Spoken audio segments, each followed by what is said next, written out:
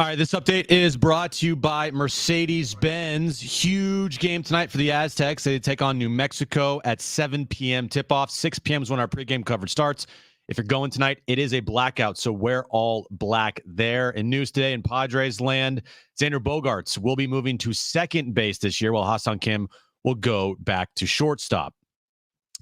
The versatile all-electric EQB from Mercedes-Benz. It's impressively techy and surprisingly roomy with available seating for up to 7. The vehicle is all-electric. The feeling is all Mercedes. Learn more at mbusa.com/EQB.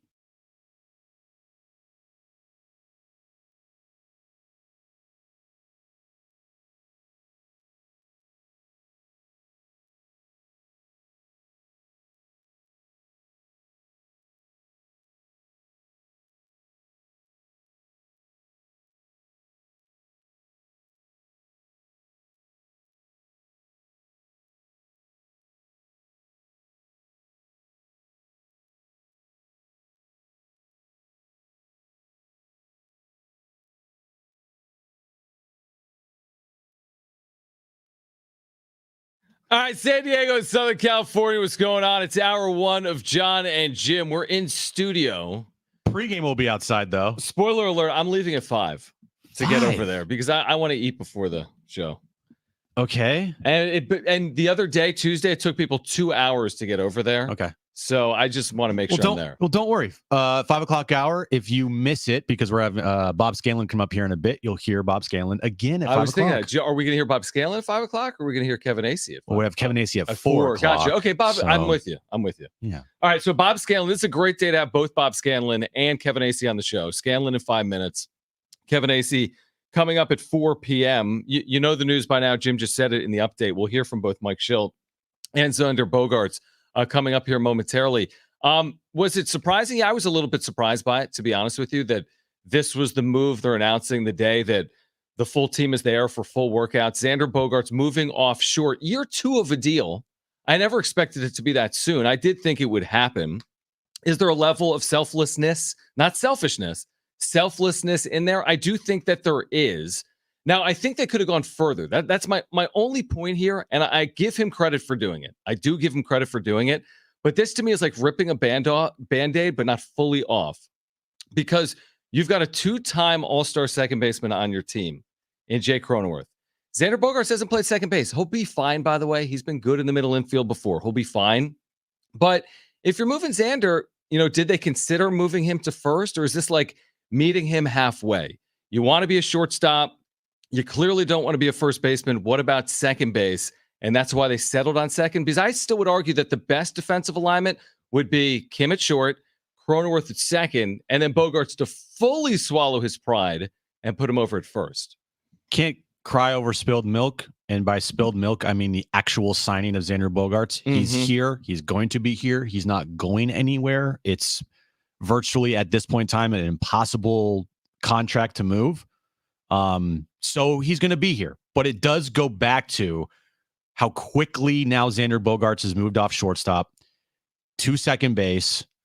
It just signals to me it was at this point in time, and maybe Xander Bogaerts has a really good season. Mm-hmm. And that's something that I think everybody wants to see.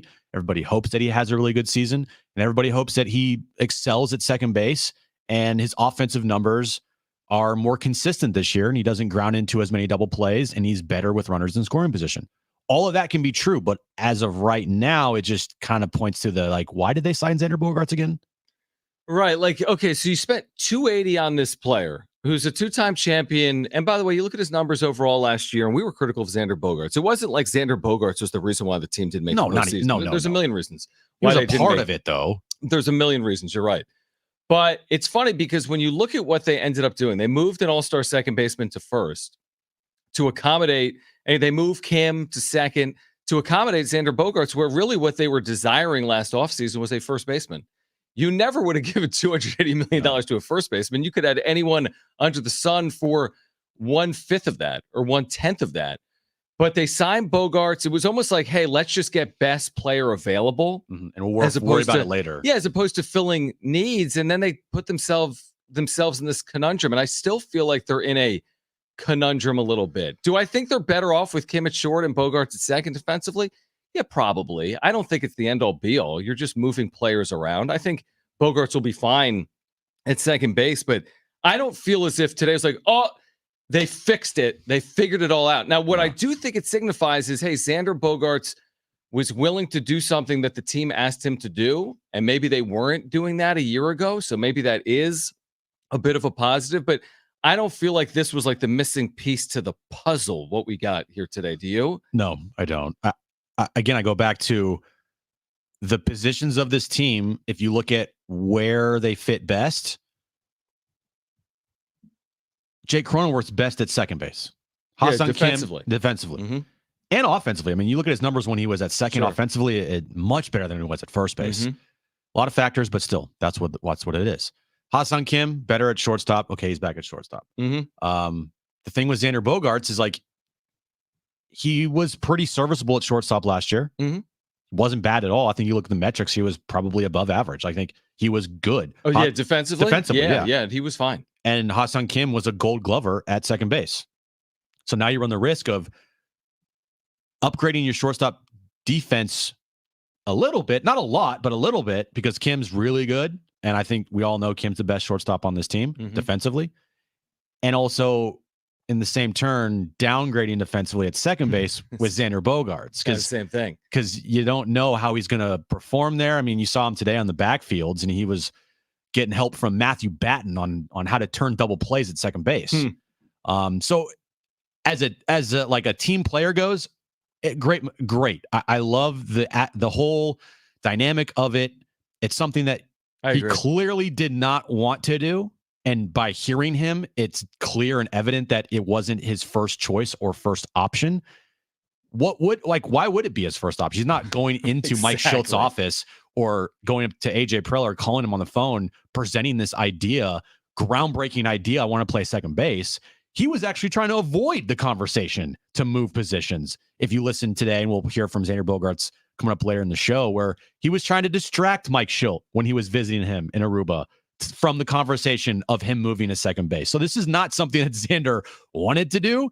It didn't sound like he at first was open to not open to the idea, but, wanting to talk about it. But in the end, he is a team guy. And as long as he's out there, and if he's giving you good numbers offensively and he's playing adequate defense at second, then you can look at it as, okay, this is fine. This is a good move. No, I give him credit for doing it because, again, this is a guy making $280 million. I want to get the perspective of Bob Scanlon, who does such a good job covering the Padres, Padres.tv, back here for 2024 in Peoria right now, where we get the news earlier today that Xander Bogaerts will, in fact, move to second, and Ha-Seong Kim will go back to short. So, Bob, it's great to have you with us. San Diego Sports 760, Jon and Jim. What was your reaction to what you heard earlier today? And thanks for joining us. Hi, guys. Thanks for having me on. It's awesome to be out here in spring training. I'm standing on the mound here at practice field number 2, and I'm looking over my left shoulder where Xander Bogaerts would probably be at second base right now. So, are you trying to earn a job in that rotation, Bob, or no? Yeah, you throwing a bullpen today? Hey, I'm here to help the team wherever they need me. Like Xander going to second base, I'm happy to help out wherever. But yeah, it was kind of a surprise announcement today by Mike Schilt. A surprise in that it's actually coming to fruition, not a surprise in that it hasn't been discussed, as you guys know. And Mike acknowledged that he even discussed it with Xander when he went to visit him down in Aruba back in December. So it didn't completely come out of the blue. But at the same time, when you actually have that talk with the player and say, we've talked about it, we've hinted at it, and now it's time to actually make this move, that can be jarring, especially for a guy that's been a premium major league shortstop. But to his credit, he's doing what the team needs. And I have a ton of respect for him because he could have, by all means, and we know players that have done it in the past where they dig their heels in and say, no, I'm not moving. I feel like I still have years left at this position. And nobody's saying that he can't play the position anymore. As you guys were just mentioning, he had great defensive numbers last year. But if you've got a guy who the organization feels like can cover that position, more efficiently and effectively than you. And Xander says, I have a ton of respect for the way Ha-Seong Kim can play shortstop. So it's not as though they're replacing him or having him move for a guy that he feels like is inferior. He understands what's going on. He didn't want to be a distraction neither this year nor in the future because he knew eventually this conversation was going to happen, whether it was this year or the next year or the following year. So if that's the case, hey, let's get it done. Let's put it to rest. Let's make the move. And as he said, hopefully he can become a Gold Glove shortstop at second base, and most importantly, bring championship baseball to San Diego. And I love this point also because, look, I've won a championship as a shortstop. I've won a championship as a third baseman. Why not get one as a second baseman now? So I think he's taken a great attitude with it. Do you think that anything from last year, as far as the way this team played, I mean, 82 wins, they missed the postseason. The year was definitely a grind. Like, say they won last year, say they made the postseason. Do you still think they make this move this year? Because Xander did note it came up on him very quickly this year. He did not expect it to happen in year 2 of the deal. Yeah, I don't know. We'll never know that, right? Mm-hmm. I mean, things are always rosier and better when you win. And you have a tendency to be a little bit more introspective when you lose. You know, and when you win, you party. When you lose, you tend to ponder a little more. So who knows if it would have happened, to your point, if the Padres get to the postseason. But, you know, I think that it still might have been addressed because no matter what you've done the year before, you're trying to make yourself better moving forward. And I think that's what this is all about. You know, I think a lot of things happened last year. And Xander knows that regardless of where he is positionally, the important thing is for him to put up the offensive numbers. And that's really what's going to make the difference in terms of the Padres becoming a championship baseball team is, maybe a slight difference in the defense, right? I mean, it's not a dramatic change that we're talking about. The most important thing is that he gets back to hitting like Xander, and we saw that the second half when he was able to get that second cortisone shot, get his wrist healthy, and he's going to be more comfortable in the organization, and hopefully he's healthy from day number 1, and we see the Xander Bogaerts that we know can be a difference maker at the plate. Bob Scanlon with us right now, Jon and Jim, San Diego Sports 760 with the brand new online venture or Padres.tv, which is coming to you here in 2024. We're excited for it. What do you think about this youth movement, Bob? I know you've been watching some of these young players here, you know, today in Peoria, but specifically like a Jackson Merrill with AJ Preller saying some of these young players, Merrill, Jacob Marcy, they're going to have opportunities in spring to potentially earn jobs. You know, Merrill's only 20 years of age. You know, you've played in the big leagues, and obviously Merrill potentially switching positions as well. What do you make of what's in front of Jackson Merrill this spring? I think it's exciting that you're looking at players that actually can make that jump. I mean, I was impressed with Jackson Merrill last spring. I'm looking at this kid and just standing there the first time I met him, I go, I'm looking at a man right here. This isn't like a 19-year-old kid. This guy is physically mature. And then in talking to him, just so in charge and understanding of who he is as a player, what he needs to do to be successful, what he needs to do to work on to get better, the way he handled his opportunities in spring training last season, including after making an error, not getting flustered, just coming back and making the next play. He's extremely advanced. And it's fun to watch a kid that you feel like, okay, is it going to be a push to push him to the big leagues with as little experience that he has in AA? Absolutely. But at the same time, he's got some pretty incredible tools that should help him make that transition. He can hit. He can hit for contact. He knows how to hit with 2 strikes. And watching him in the outfield today, I was shocked, actually. I didn't know what to expect. I mean, I came in thinking I was going to be watching a young infielder trying to figure out the outfield, right? And we've seen some of those things not go too well. He is such a good athlete. I mean, it reminded me a little bit of sort of like, you know how Fernando kind of plays an infield position in the outfield in terms of how he gets the balls, how he gets around him, how he gets rid of them so quick, the footwork. Same type of thing that I saw out of Merrill working out in the outfield today. So I think he's going to be able to make that transition no problem. And I think it's pretty exciting when you think about having young players that have the opportunity of being drafted, developed, and coming up to the big league level. Let's be honest, we haven't seen a ton of that from the Padre organization in a long, long time. So the fact that you've got a Jackson Merrill and you've got a Marcy and watching Ethan Salas catching today, this kid is probably going to be the first catcher to catch in the big leagues as a teenager since Pudge Rodriguez did it back in 1991.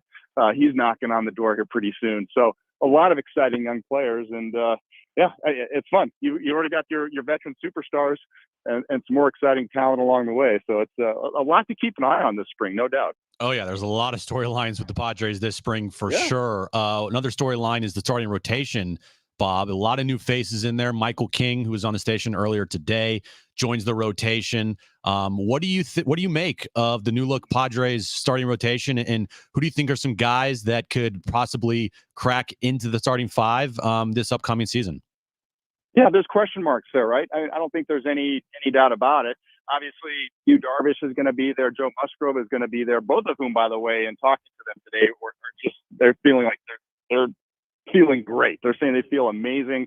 They spent their off seasons in San Diego rehabbing the elbow for Yu, the shoulder for Joe, and they feel as strong as ever. So those are great signs to have your two anchors at the top doing what you need them to do. Michael King, I haven't seen him throw yet, so I've heard he's a great guy. I'm sure you had fun talking to him on the interview today.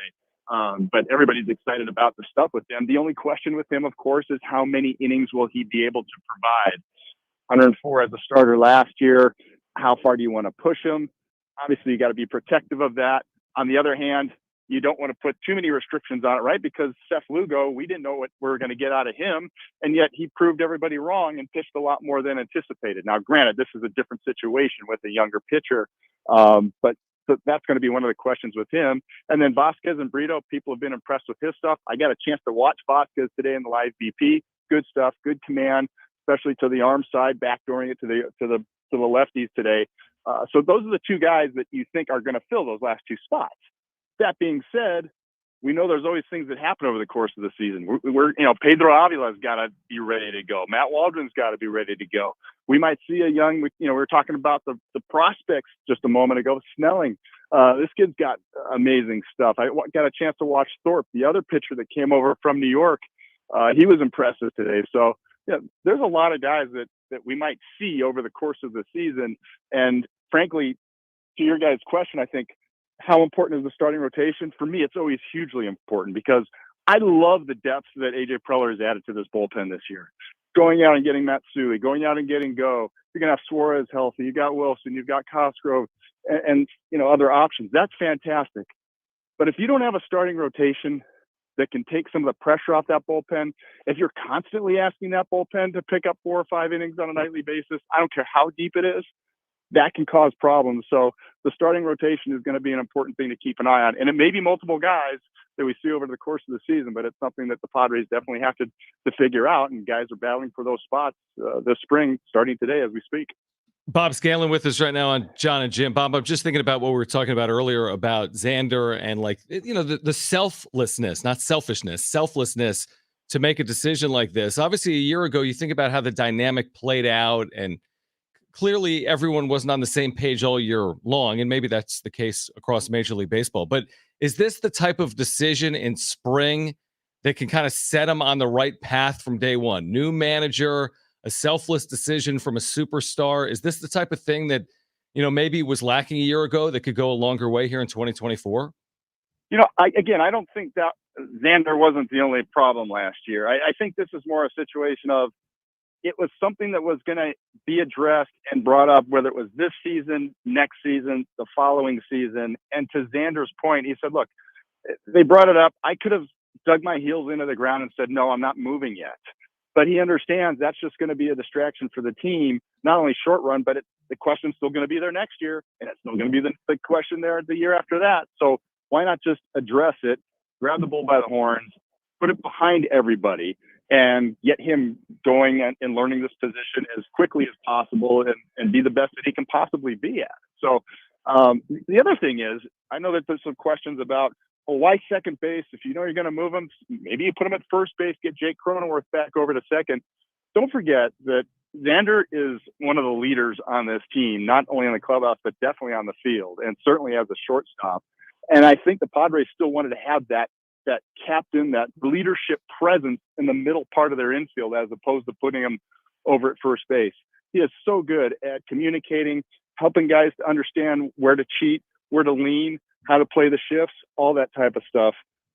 So I think that's also part of the reason that it's second base as opposed to sliding him all the way over to first base.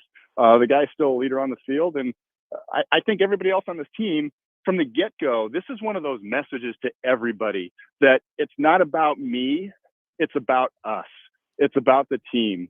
And who knows, maybe there were some fissures last year in this clubhouse in terms of, is everybody on board, knowing that They're committed to this ball club. They're going to be here next year. I'm going to do whatever it takes to show the team, the organization, and everybody that I'm here for not just me, but for you guys as well. This sends that message on the first day of spring training that, guys, it's not about me, it's about us. And what do we need to do to win a championship and get back on track? Great perspective and insight from a longtime major leaguer who, of course, you can catch on television now on Padres.tv. Bob, will you be in Korea? Will you be in Korea for those opening games or not? Yeah, I get to go over there. Okay, I wasn't sure what the plan was. I mean, how cool? I mean, that's a pretty unique opportunity, is it not? I mean, obviously for yourself, the broadcast crew, but for the players. I mean, to go to Korea for a couple of games, that's kind of thrilling, that opportunity. Absolutely. I mean, anytime you get a chance to travel and see another culture, it's exciting, but it's fun to see it too on a baseball level. I've been fortunate. I've got a chance to play baseball, in Canada, in Mexico, in Dominican Republic, in Venezuela. Now I'm going to get a chance to see what it's like over in Korea. And I just love how the different fan bases respond to different things, the traditions that they have, all of that kind of stuff. And there's an electricity when you take Major League Baseball to another part of the world. And I just can't wait to experience it, along with just experiencing, their culture. And usually these people, they're so gracious. They're so happy to have you there. So it's going to be fun. No doubt about it. Yeah. And I'm anxious to learn what they're all about and be a part of this fun trip. Padres, Dodgers to kick off both spring training and the regular season this year.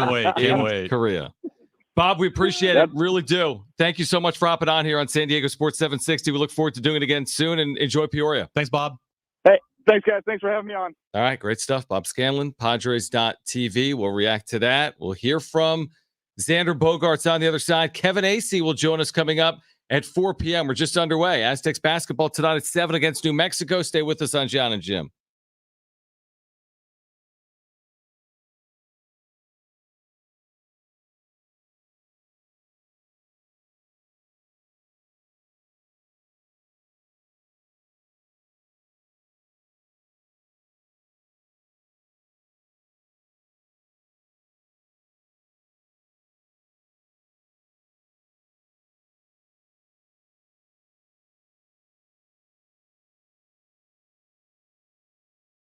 Hey guys, it is Schaefer. If you're looking for the spot this weekend, get over to Novo Brazil Brewing, proud supporters of the Mesa Foundation Collective, benefiting San Diego State men's and women's basketball players. They've got that brand new co-branded product, the Aztecs Raspberry Kombucha. It's delicious. It was taste tested by current San Diego State players, Lamont Butler, Jaden Ledee, Micah Parrish, and others.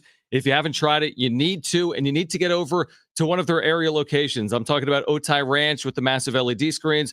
Their great spot in IB, their brand new spot in Mission Valley, which is spectacular. It's been open about a month. It's a 350-seat restaurant. You have to get there. Indoor, outdoor seating, full bar menu, 60 taps of Novo Brazil beer. They have the kombucha I've been telling you about. They have seltzers. It's great for families because they've got great food as well, whether it's sandwiches or tacos, great salads. I had one a couple of weeks ago, burgers, empanadas, appetizers, Brazilian-inspired entrees. Big weekend on the Mesa. Maybe you're watching the game here tonight. Head over to Novo Brazil, whether it's IB, Otay Ranch, Mission Valley. And for more information, visit novobrew.com. That's novobrew.com.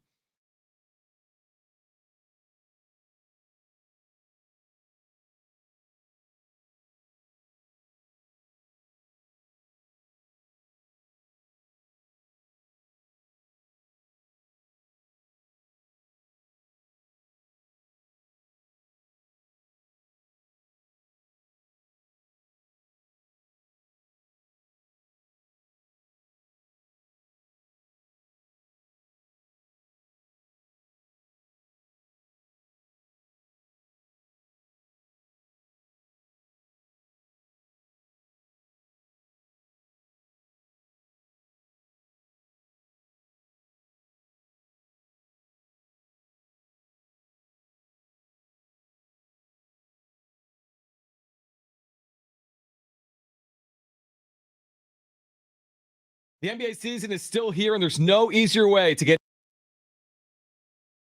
The NBA season is still here, and there's no easier way to get in on the action than with Underdog Fantasy and their Pick'em game. With the Pick'em game, you pick between 2 to 5. The NBA season is still here, and there's no easier way to get in on the action than with Underdog Fantasy and their Pick'em game. With the Pick'em game, you pick between 2 to 5 players, select higher or lower on player stats, and if your picks hit, you can win up to 100 times your money in one single night. It's legal in California, and I love cheering on and playing with my favorite Warriors players, and you could do the same thing with your favorite players and team. If you like fantasy sports, you're going to love Underdog Fantasy. It's the best and easiest way to win. So Jim likes using his favorite Warriors players in his Pick'ems. I like fading his favorite Warriors players in my Pick'ems. You can go to their easy-to-use mobile app or to UnderdogFantasy.com. Sign up with promo code Jon and Jim. That's JONANDJIM. And Underdog will match your first deposit up to $100. Plus, they'll give you a special pick of higher than a half total point to use on your first Pick'em entry. That's Underdog Fantasy, promo code Jon and Jim to get your first deposit of $10 or more matched, plus your special pick. Must be 18 years or older and present in a state where Underdog Fantasy operates. Terms do apply. Concerned with your play? Call 1-800-GAMBLER or visit www.ncpgambling.org.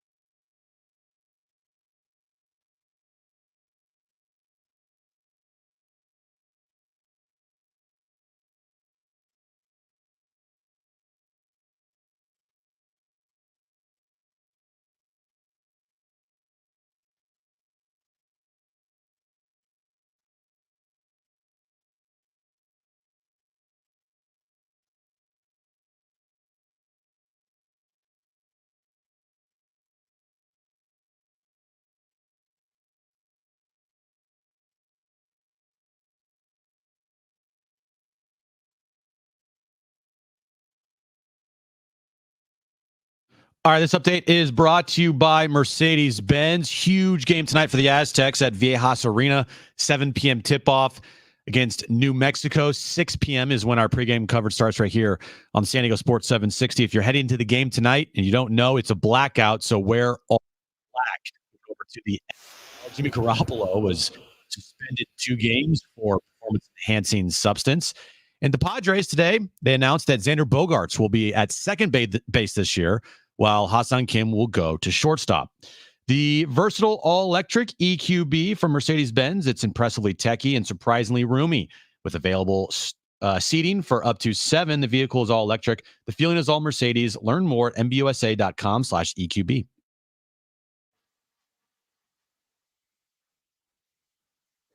All right, Aztecs Hoops, like Jim said, coming up tonight at 7, pregame coverage at 6 outside Viejas Arena. Kevin AC will join us at 4 p.m. He has written about this. He asked Mike Schild about it earlier today. Kevin AC on the show coming up at 4 p.m. Let's hear from Xander Bogaerts, Brent.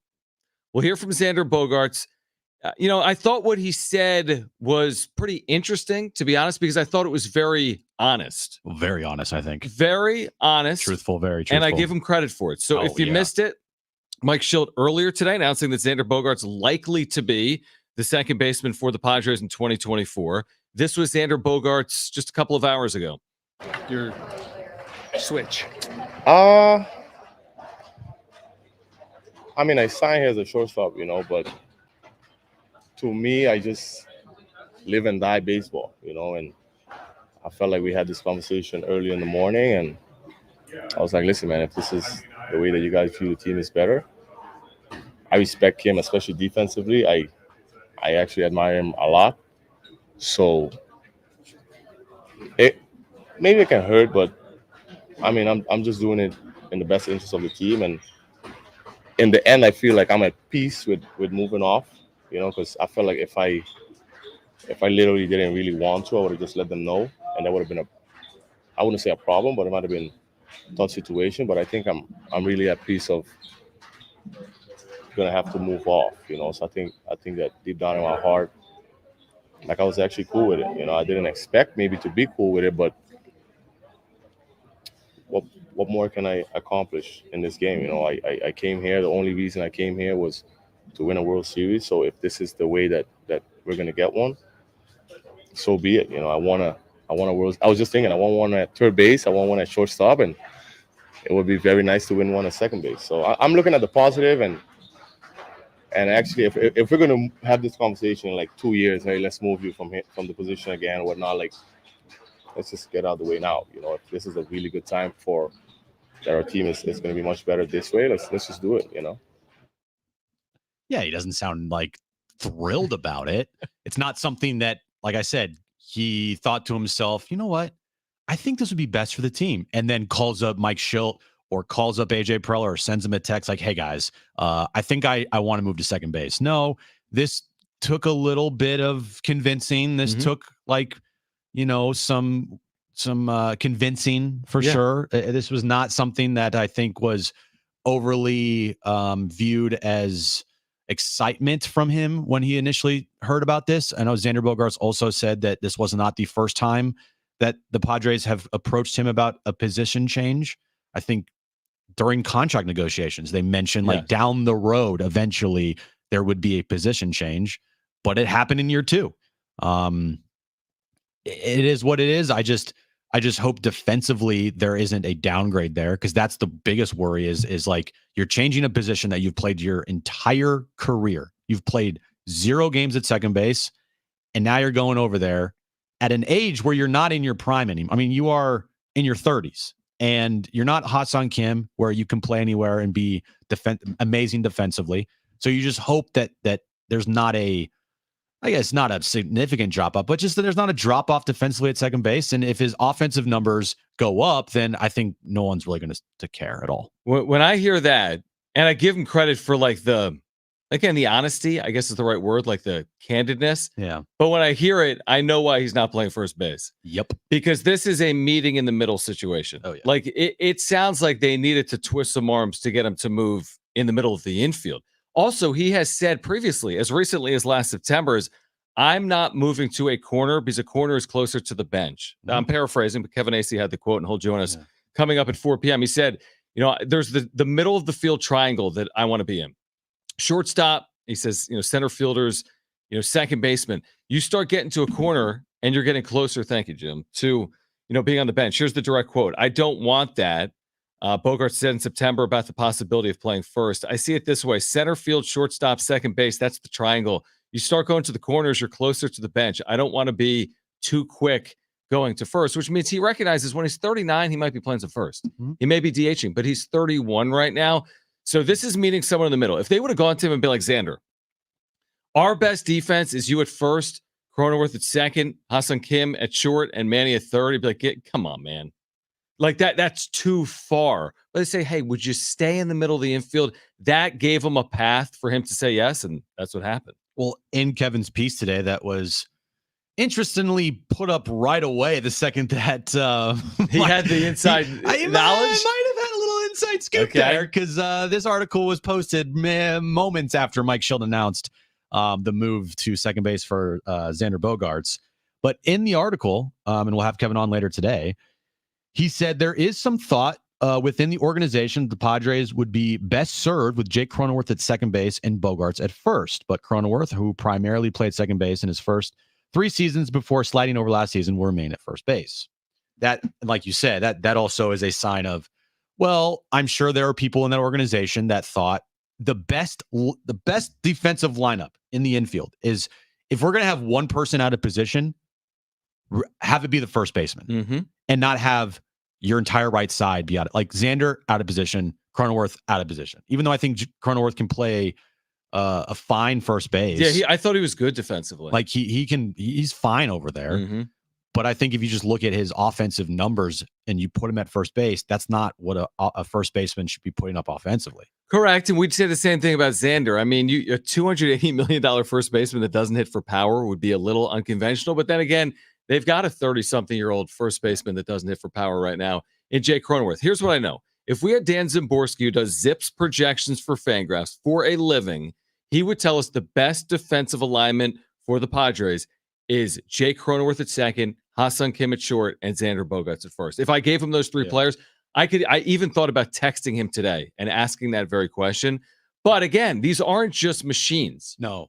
They're humans.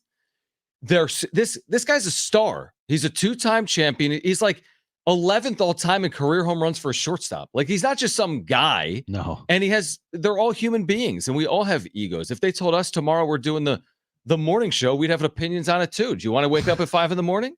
But if it's a very strong opinion about it. Right. But I mean, sometimes you have to do something. Like if they came to us though and said, hey, you're doing the overnight shift, there's a big difference between them coming to us and saying, hey, you're doing the overnight shift and you're doing a show at 10 a.m. Right. So this to me is like, hey, we're not asking you to DH. We're asking you to play second base. Are you willing to work with us on it?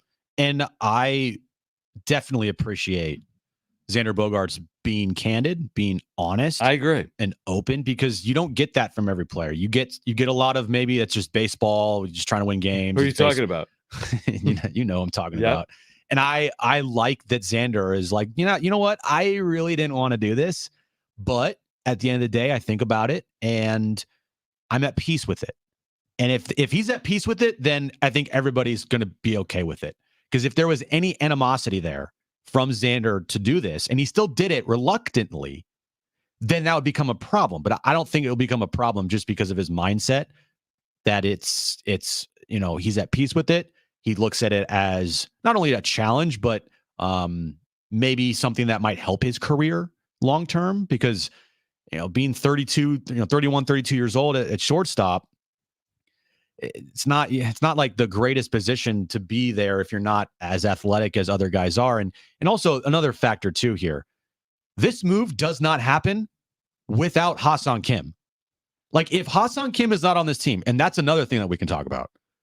If Ha-Seong Kim's not on this team, Xander Bogaerts is not moving to second base, because he has so much admiration towards Ha-Seong Kim and respects him so much defensively. You even hear him say, like, dude, he is really good.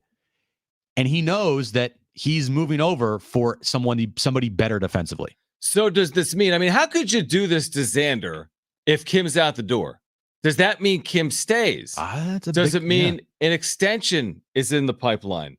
Does it mean Kim's value has increased? We'll get into that on the other side. Plus, Kevin Acee will join us at 4 p.m. Do not go anywhere. It's Jon and Jim.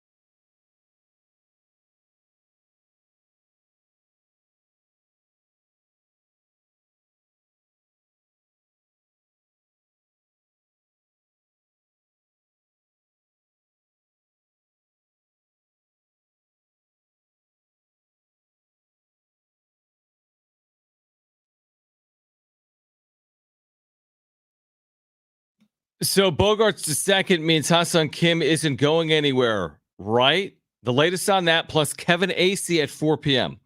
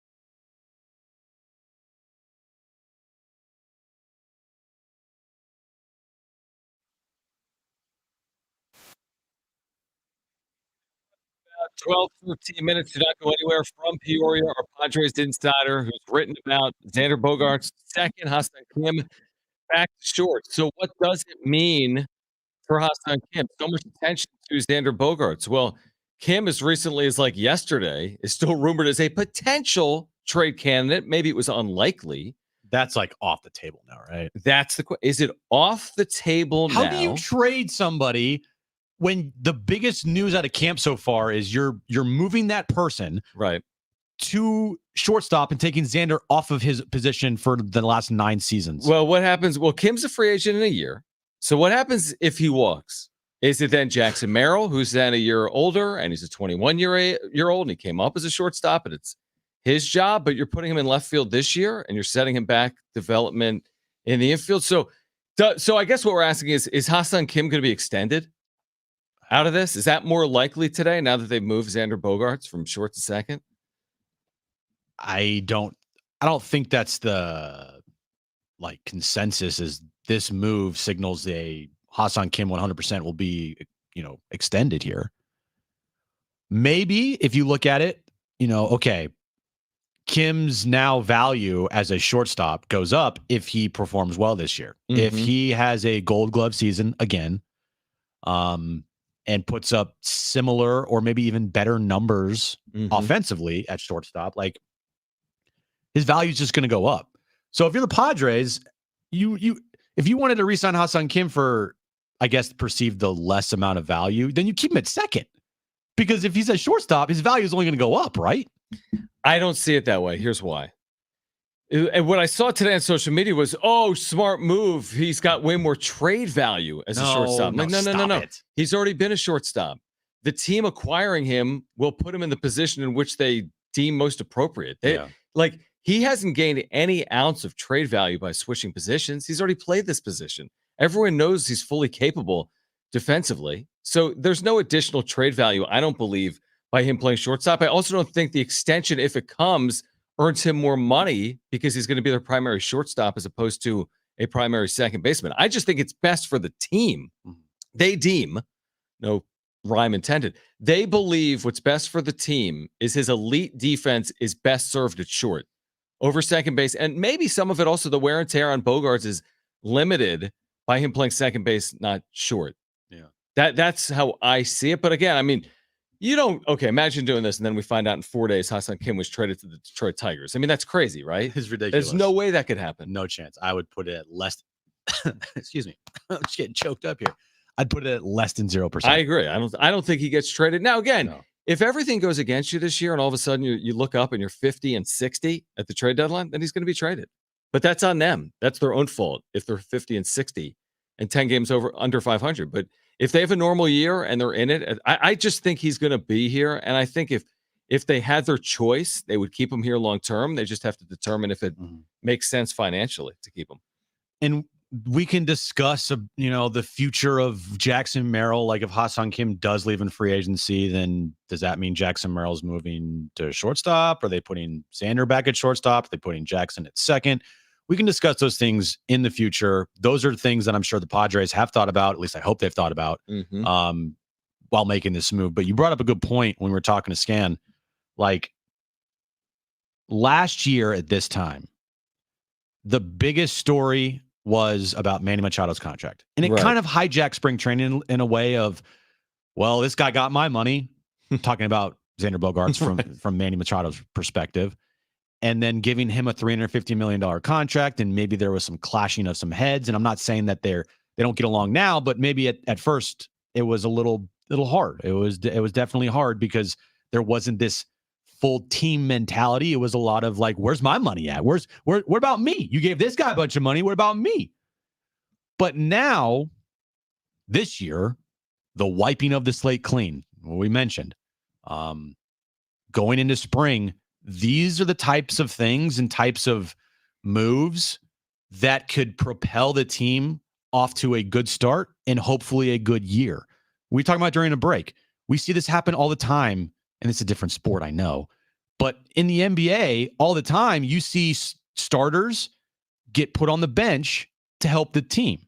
And at first, they might not like it, but eventually it's better for the team. Like Manu Ginobili. He became a guy that came off the bench for the Spurs. They won 4 championships. Nobody talks about Manu Ginobili being a guy that, he got benched or put to the bench. They're just looking at him as a champion. Same thing with Andre Iguodala with the Warriors. Starter for his entire career. Got put on the bench, did it for the team. These are the types of things to start a season that could really propel and just have like the good vibes, good mojo into the year where everybody's like in a winning mentality. It's not about me, it's about we. And I hope that's the same thing that happens here with the move of Xander Bogaerts to second base, that signals to everybody else around them. It's not about me, it's about we. And hopefully it turns out good. Yeah, no, I agree with that. I think that's well said. I am still, listen, if you're going to have players sacrifice for the better of the team, they still need to finish off the team. Like, that's one thing I was thinking about today. Like, hey, you're asking me to do this, and we're trying to win a World Series, and we have bigger question marks than my position, AJ. So I'm going to do this for you. I'm not asking you to go make a $280 million signing of Cody Bellinger, but let's complete this roster because this is a leap of faith for me in year 2 of an 11-year deal. And I think if Xander Bogaerts is being honest with himself and this team in general, this team right now doesn't scream, you make this move and all of a sudden we're World Series caliber. Like this roster needs to be completed. Yeah. And that goes well beyond this move or even putting Bogaerts at first base, to be honest with you. Yeah, the move of Xander Bogaerts is obviously the topic of discussion today. It's the number one thing with the Padres. But after today and starting tomorrow, it's right back to questions. Left field, center field, starting pitchers, and are you really going to put Jake Cronenworth at first base for the entire year? And your DH. And DH, what is going to happen there? Kevin Acee is our Padres insider. He is in Peoria. He joins us next.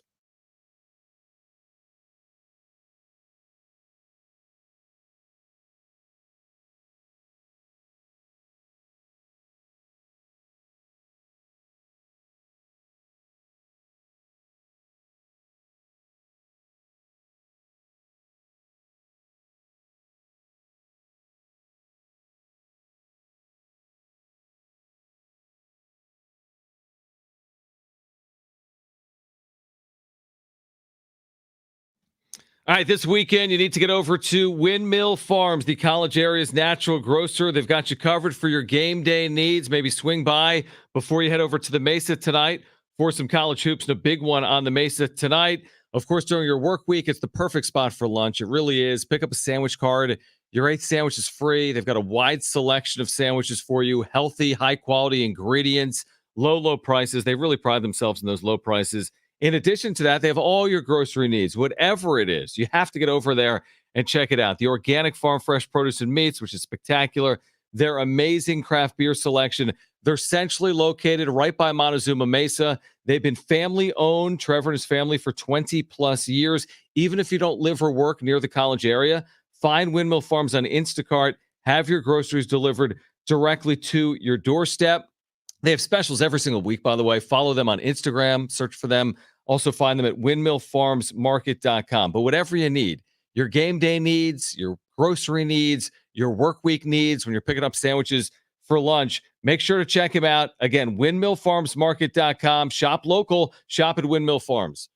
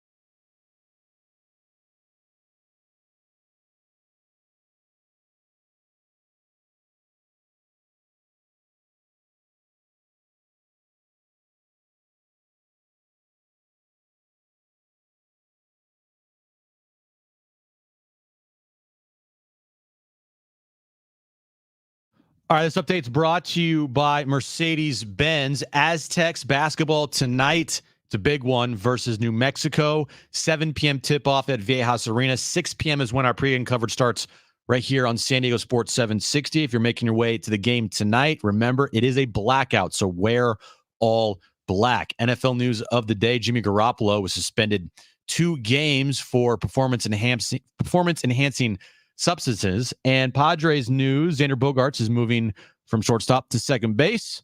It was announced this morning by Mike Schilt. Ha-Seong Kim will move back to shortstop. The versatile all-electric EQB from Mercedes-Benz is impressively techy and surprisingly roomy. With available seating for up to 7, the vehicle is all-electric. The feeling is all Mercedes. Learn more at mbusa.com/EQB.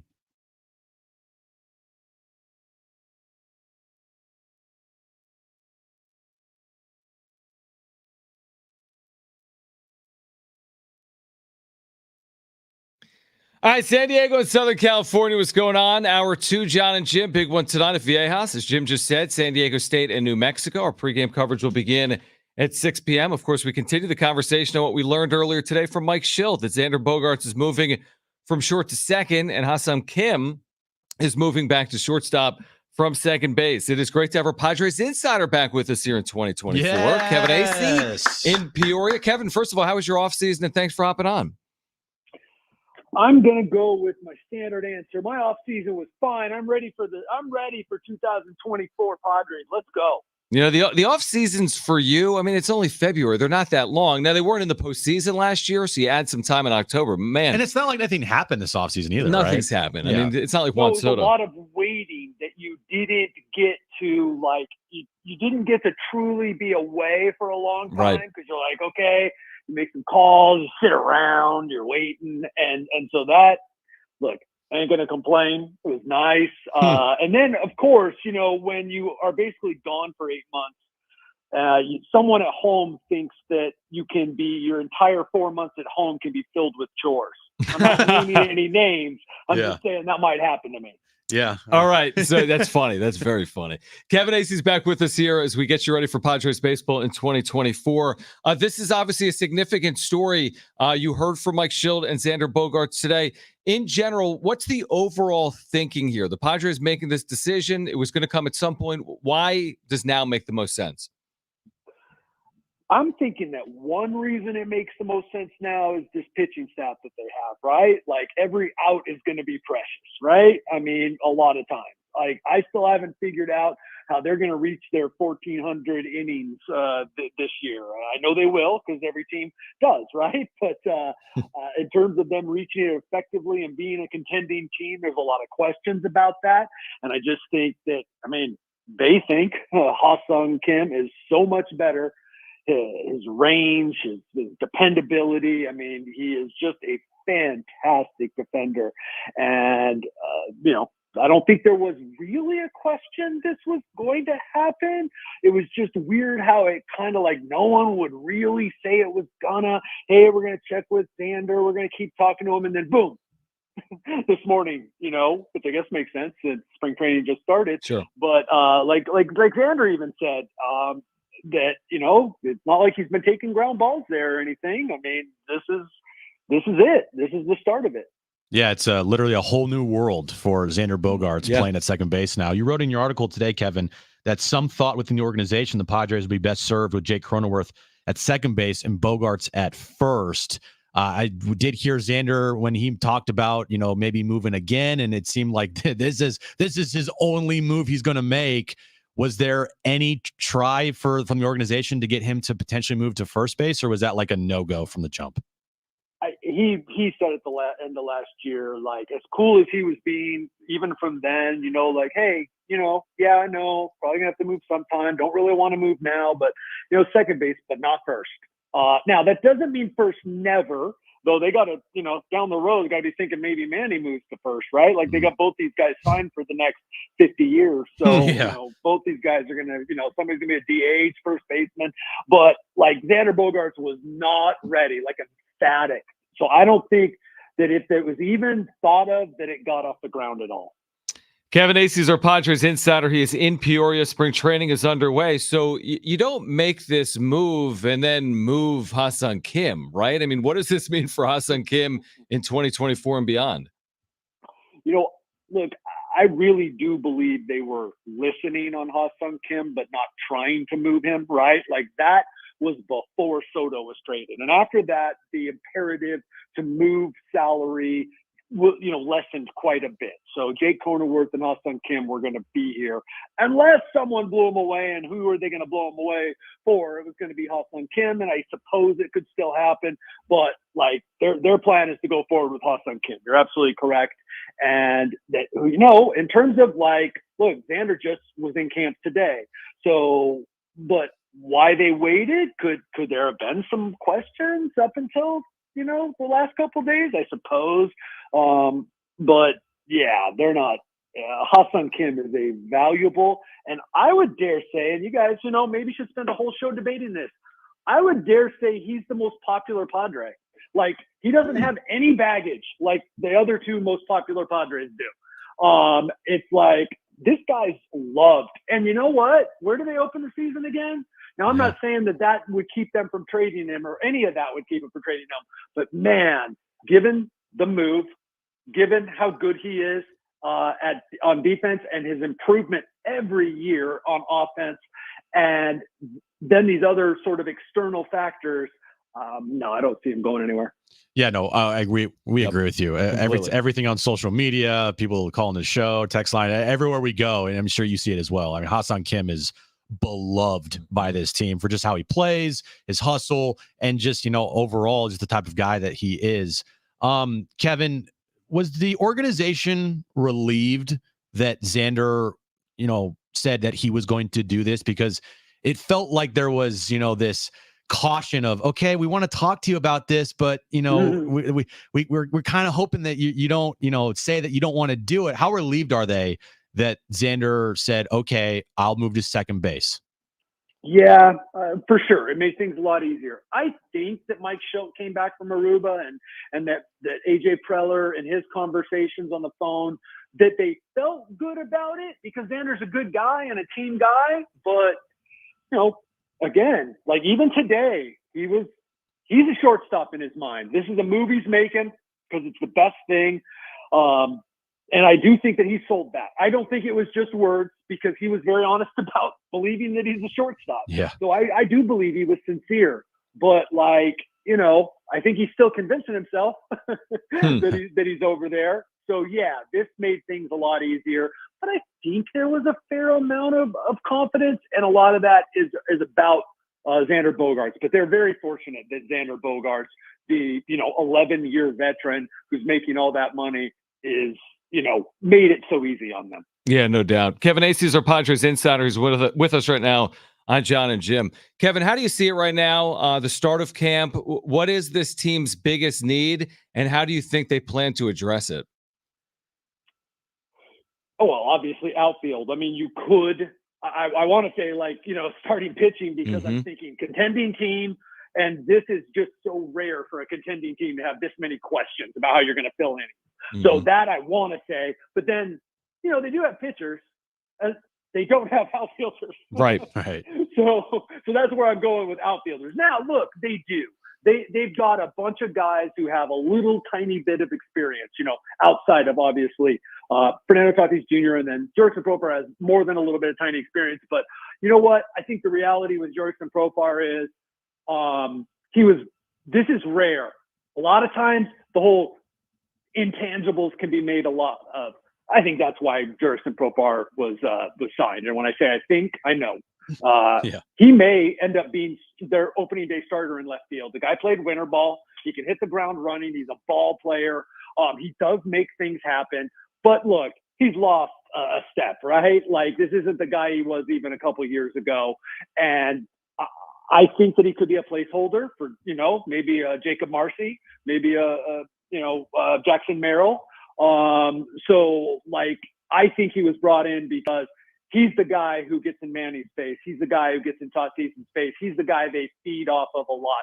He's their friend, but he's also kind of a badass, and he's really good for this team. And so He has a lot of experience, but I don't see him as like a big solution for them. So they've got like questions. Who's your center fielder? I think that's huge. Also, the bottom of the lineup. And so you're talking about the outfielders. Like, what are they going to get? They need to get more from the bottom of the lineup. I still say they'll be, okay if they get more from the top of the lineup than they did last year, but they need more from the bottom of the lineup. But you can't get around this starting pitching, guys. I mean, the bullpen is a shaky thing to build your staff on, just because the nature of bullpens, right? Yep. And so they need at least one more starter.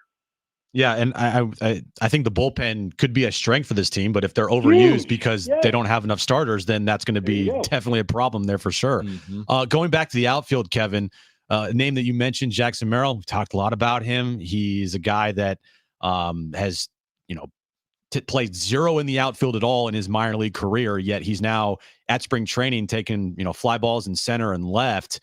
Is this something they want to do with Jackson Merrill, or is this something that they're just doing because they don't have a position for Jackson Merrill right now? It's another one that as soon as Bogaerts was signed, you go, okay, well, where's this guy going to play?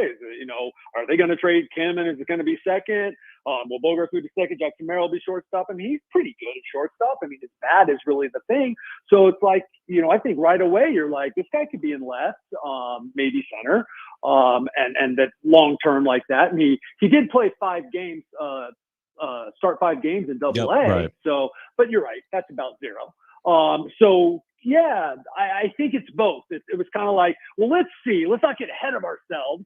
Right. So let's not talk about it so much right now, or really even move the guy there for more than, say, 5 games in August and September. But yeah, much like the Bogaerts move, at some point you're like, if you want Jackson Merrill to play for you, he's going to be in the outfield, at least, a little bit. And you know what they'll see? They'll see if he's the kind of guy that can handle, because I think if he's on this roster, that he could see some time in the infield as well.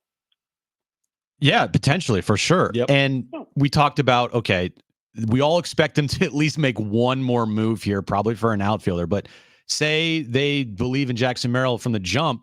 What if he has a bad spring, Kevin? Where do they go from there? Well, then that's why you're going to make a move. Yeah. Look, AJ Peller talked about the other day. I thought it was a really, AJ doesn't offer many good points in public. He's much better in private, but he publicly, he's talking about how, like, look, remember Paddock, remember Tatis? When we've moved these guys up, they have deserved it. It's not like, oh, Jackson Merrill, he's going to be our left fielder, or, oh man, you know what? As long as he's sort of good enough, if Jackson Merrill's on this team, it's because he kicked ass in spring. That, and that's probably the same for almost anybody else. I guess they could do no moves and have to force people on the roster, but that is by no means the plan. If Jackson Merrill is on the team, it's because he bulldozed his way onto the team, even more than, say, Tatis did, right? I mean, you remember back to the beginning of that spring, it was like, it was reluctance. Like, oh no, we got to give Tatis a little more time. And then he gave him no choice. He was on the team. Jackson Merrill, they're talking about him possibly being on the team, but like, they've got they will have other options. In their favor right now is this free agent market is like molasses, both in the pitching, and of course there's not a whole lot of outfielders available, but like, there's not really a hurry there. I guess the hurry for the Padres is they start 8.5 days earlier than anyone else. Right. Kevin, final one for me involves Eric Xander. Is there, it's been such a, I guess, blank canvas a little bit for Padres fans. We would hear from Peter Seidler. Obviously, his relationship with the fan base was incredible. People were so passionate. He was so passionate about the team. And I think, the fan base really responded well to him. With Eric Xander, I mean, we've made the comment before. I think there's like one headshot online. He could literally be in the studio with me. I wouldn't know it is him. What is he going to be forward facing? Will he speak to the media? Will he speak privately with the media? What is Eric Xander's role here? And are we expecting to hear from him? Yeah, he'll talk tomorrow. And okay. That'll probably be it. I've talked to him. He does not want to be quoted. And he's very proud of that one headshot. Very proud of that one headshot. He's a private man. He's a very nice man. It takes you about 20 seconds to realize why he and Peter hit it off. I do believe he grew up a baseball fan and all that. but he won't be the control person for more than a season. And he doesn't have any interest in being what Peter was. I think we've talked about it before. I believe Padres fans have been spoiled. Like at least when I say that, I get emails. Why isn't Peter talking? Or right. This is obviously back. And I'm like, do you realize Peter Seidler talks like 5 times as much as any owner in the NFL? Or in the I should say, the NFL, sure. Yeah. I mean, any major sports team except Jerry Jones, basically. Yeah. I mean, that was who Peter was, and you know what? Ron Fowler talked a lot too. But think back before that. When's the last time you were hearing from John Morris? No, we will not hear much from him. But there is a state of the Padres, so to speak. Tomorrow, Eric Grupner and Eric Katsenda will speak tomorrow. Has the process for the next control person already begun? Well, sure, but the standard answer is that, Shield, Seidler, the Seidler family, the brothers, the trust. I mean, like, the family needs to figure this out and decide where they're going to go long term. And since Eric Katsenda had become more involved in the last, 3 years, really, since Peter took over, that he's the best person right now to guide them through this, especially as they're trying to sort of, I've called this like a transition year, right? Like they're moving to like this, they're not the free spending Padres anymore, but they're trying to figure out how to be a middle spending team that contends every year. And so I think it's a Grupner Katsenda combo that they feel is best right now. Great reporting, Kevin. Enjoy your time in Peoria over the upcoming weeks, and we'll catch up with you again next week. We're getting closer. Obviously, spring training games in less than a week, and then Korea, that series in Seoul, will kick off in about a month between the Padres and the Dodgers. Kevin Acee, our Padres insider. Thank you, Kevin. Have a good weekend. Great to talk to you again, guys. Great to talk to you. Thanks, Kevin. Great to talk to you. That's all right, Eric said, I don't know if that was that out there previously? Maybe some media members knew that because they're there. I'm sure media members knew that. Let me check to see if there was any emails today, because usually they send out like a list, but they send out a list towards the end of the day. Yep. So far, I don't see anything. Yeah, I don't see anything. Yeah, I mean, is it significant? I do think it is. We need to hear from them. And it doesn't have to be all year, but we do need to hear from them. That's how public relations works. You do need to hear from the person. You need to be assured that someone is responsive to your questions. I don't know if he's going to get into the weeds on why they're moving guys from short to second, but we need to hear about the TV deal and the future, where they are with the CBT, where they are financially. I mean, there's questions that need to be answered, and I'm glad to hear that we're going to hear from Eric Katsenda tomorrow. And Kevin, if you listen back to that, it was straightforward. He will not be the point person and chairman of this team after this year, or at least for multiple for more than a season and a half or 2 years. Like, that's kind of how I viewed it as soon as the passing of Peter Seidler happened, as unfortunate as it was, you kind of need someone to just hold like the line, like to man the ships just for a little bit while they get all their ducks in order. I agree. And Eric Katsenda has been with Peter for a long time. So, hey, Eric, we just need you to be in charge for a little while we figure this all out. It is interesting that he has spoken to him in private, and he has specifically mentioned the fact that he's proud of having one headshot on the internet. I mean, that means you're a private man.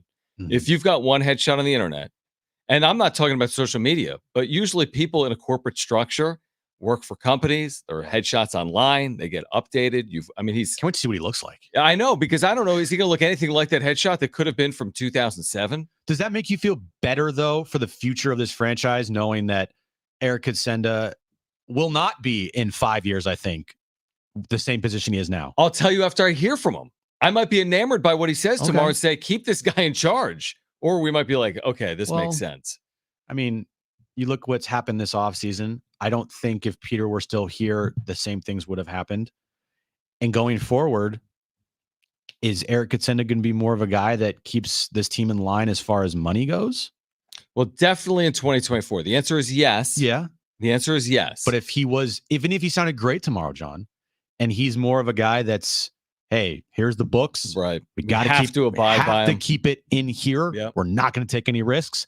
then I don't want. I don't know if I'd want that as the owner of the Padres. True, but what he's doing is a little bit what like Manfred is doing for the other owners. He's representing ownership. Like Eric Katsena doesn't own the team. No, I know. He's representing the Seidler family. Correct. He's So the it's- chairman. I'm in guessing. place. I'm guessing he has a directive. The Oh. reason they're spending what they're spending is not because Eric put his foot down. He might be part of the Dude. conversation. Eric Grupner was on a radio show, and he said it was by design that Eric Katsenda is not front facing like Peter was and talking to the media and Right, like, but I by think design. it's by design they're spending, not because of Katsenda, but because of the organization's directive. Like I don't think Katsenda is setting spending. Oh no, You know what I mean? I know, but also I'm just saying, like, and we heard from Kevin there, which is also interesting.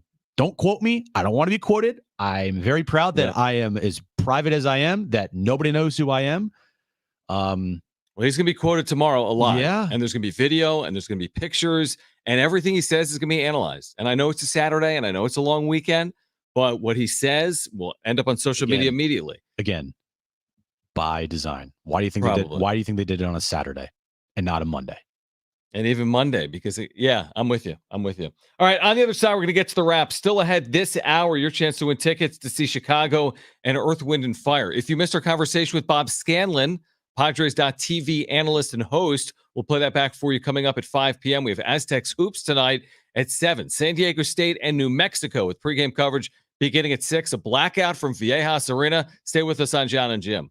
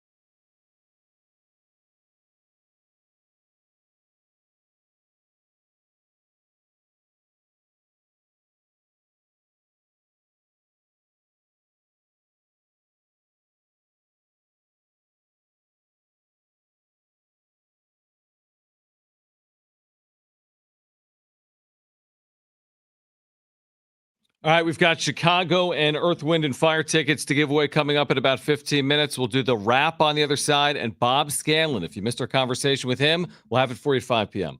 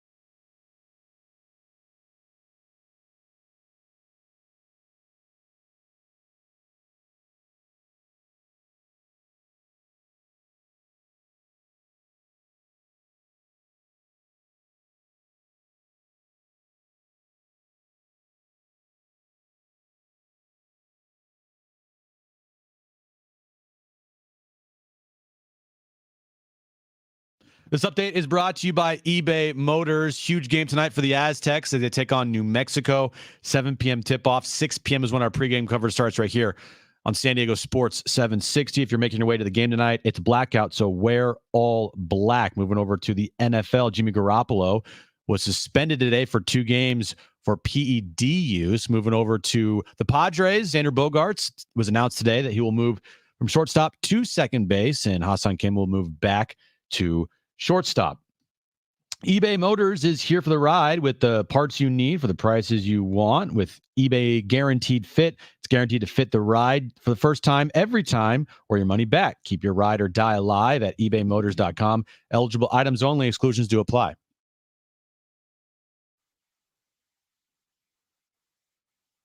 All right, we've got Chicago and Earth, Wind, and Fire tickets to give away in about 15 minutes. If you missed our conversation with Bob Scanlon, a great Bob Scanlon, Padres TV for how long?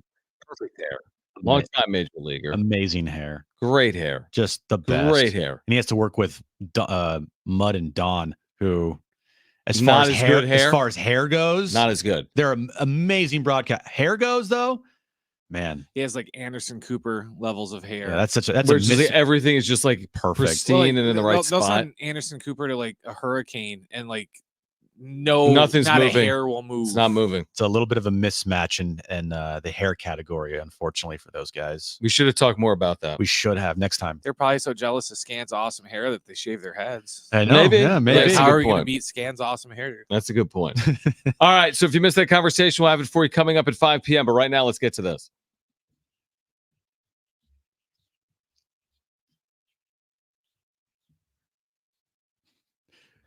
Hey, is tonight a must win for the Aztecs? Dude, this is the game, man. This is the game. is the game. Yep. It's a must win in this standpoint to win the conference regular season championship, I feel like. I agree. Because then you've lost the tie. What is if they win tonight? What's the tiebreaker look like? They goes to Well, it'd be even. Who even knows? But if you lose it, you lose the tiebreaker. Yeah, You're yeah. 0-2 right. against them. So that's why They got you at their home Place. court. You have to hold your home court. Friday night, blackout. It should be a very, very good crowd tonight. Yeah, dude, it's a must-win game. To win the regular season title in the Mountain West, yeah. you're right. It is a must-win. To make the NCAA tournament, it is not. But you think about what this game means. I mean, New Mexico, Jalen House, the last team to win at Viejas was New Mexico behind their outstanding guard, Jalen House, who was booed mercifully throughout the course of the game. He will be again here tonight. Oh, yeah. A big factor tonight is Donovan Dent, who's an outstanding guard. He left with an ankle Tuesday. I would expect he's going to find a way to play here tonight, but it's going to be unbelievable. Like Jim said earlier, wear black, get there early. The atmosphere is going to be incredible. Our pregame coverage begins at 6. And yeah, to win the Mountain West, you got to win tonight. Next question. Will Xander Bogaerts have a better season in 2024 than last year? I think so. I think just the start of this camp compared to last year just feels different, feels better. I'm not saying this team will do better. I mean, they still have so many holes on their roster, but just from an overall mindset of we instead of me from maybe some people in the organization, just I think it's going to help Xander, and I think he's going to have a better year. At least I hope he does, because I mean, if he doesn't, that's a huge problem. Yeah, I agree. I think he'll have a better year. It's funny because you look at the year last year on paper, it doesn't look poor. Dude, I watched every game. The paper stats don't match up. They don't tell the full story because he did a lot of his work in April and in September. He had a 790 OPS, which is still well below his career average, and he hit 285. He's capable of being a 300 hitter. He's done it previously in his career. I know he's not going to hit 40 home runs, but if he could hit 300 for this team, if he could increase that on base percentage to closer to 400, it was 350 last year. Can he get it to 375 potentially this year? Can he play serviceable defense? You don't need him to be MVP. You need him to be better, and I think he's capable of providing that. Where he needs to be better in particular is, one, with runners in scoring position. Way better. And two, you can't lead the league in ground into double plays. You just can't. True. Those were the two biggest weaknesses of Xander's year last year. And if he improves on that, if he cuts down, I think how many ground into double plays did he have last year? Like almost 30, right? 20-something. I was looking up his runners in scoring position stats last year with men in scoring position. Any guesses, guys, for Xander, who had 285 overall? I don't know. And had a 790 OPS. What'd you say? 215. 205. 192. Okay. 651 OPS. He's got to be way better. That was the whole season. Yep. If he would have performed with men in scoring position, he would have been like, good year. Yeah. And he didn't. Yeah. So we say not that good of a year. Yeah. So those are the biggest things for Xander next year, is be better with runners in scoring position by a lot. And you can't ground into as many double plays as you did last year. That's it. Plain and simple. How about this? With no one on base, Xander Bogaerts last year hit 314. Maybe that's why they put him in the leadoff spot. Maybe he should lead easy to off. brain. That's kind of crazy. Yeah. All right, next question. Do you guys consider New Mexico and San Diego State to be rivals in basketball? Well, to create a rivalry, you need to have both teams win. Like you can't just have one team continue to win. It's not a rivalry then. It's never been known as a rivalry, but these teams have been really good recently, and they've gone back and forth. I would say it's a little bit of a rivalry, yeah. Not like a Duke North Carolina rivalry, but no, it's not Duke Carolina. But Agreed. it's a little bit of a rivalry, yeah. With these certain players. See, that's just what I was going to get at. It's not necessarily rivalry with New Mexico. It's with House and Mashburn. I agree. I think once House and Mashburn graduate or leave to go pro, the rivalry is gone. It's gone because they're the main. I don't want to say agitators because that's not the right word, but they're the main focus of the fans. Ire and everything when we play New Mexico. Well, here's the thing.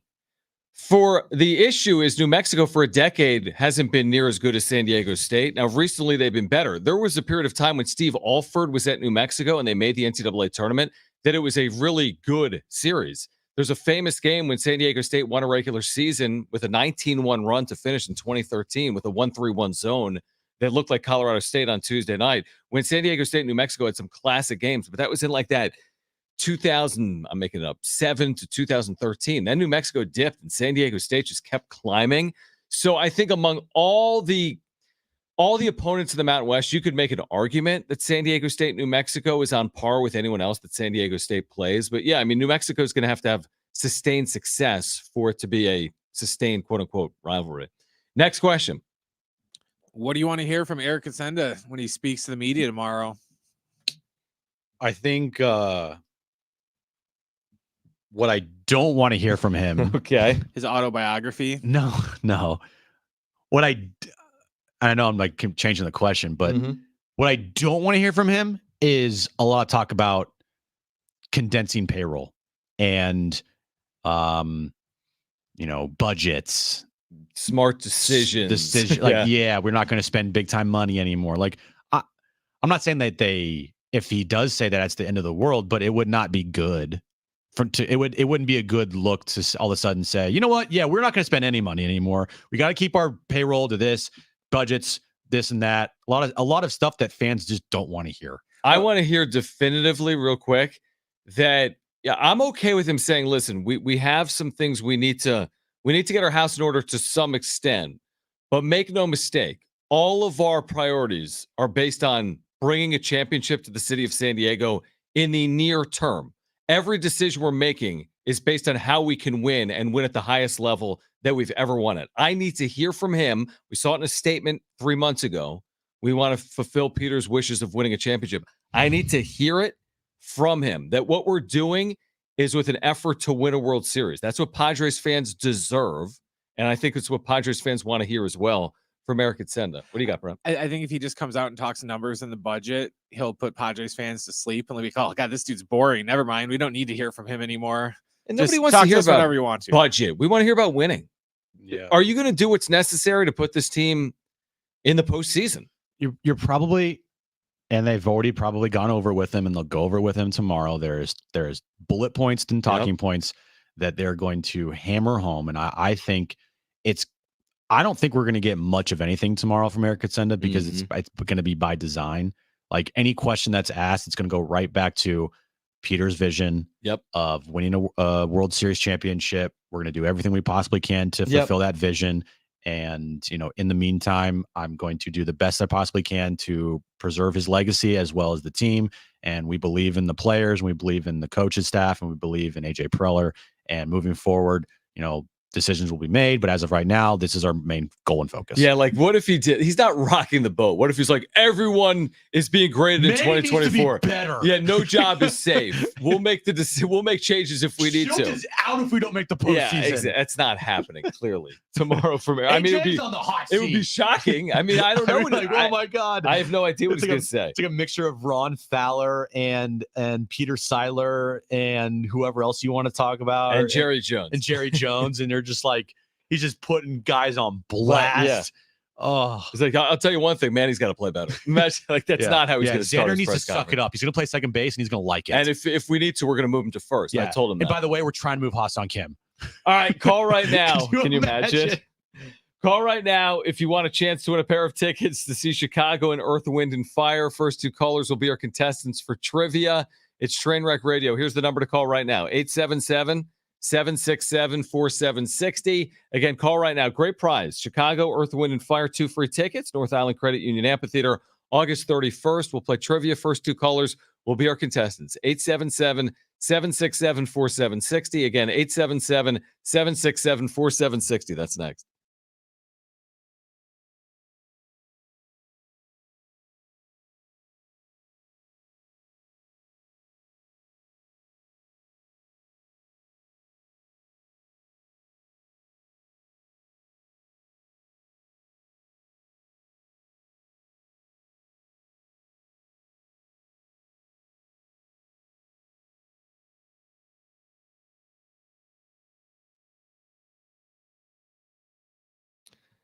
All right, the NBA season is still here, and there's no easier way to get in on the action than with Underdog Fantasy and their Pick'em game. With the Pick'em game, you pick between 2 to 5 players and select higher or lower on player stats. And if your picks hit, you can win up to 100 times your money in one single night.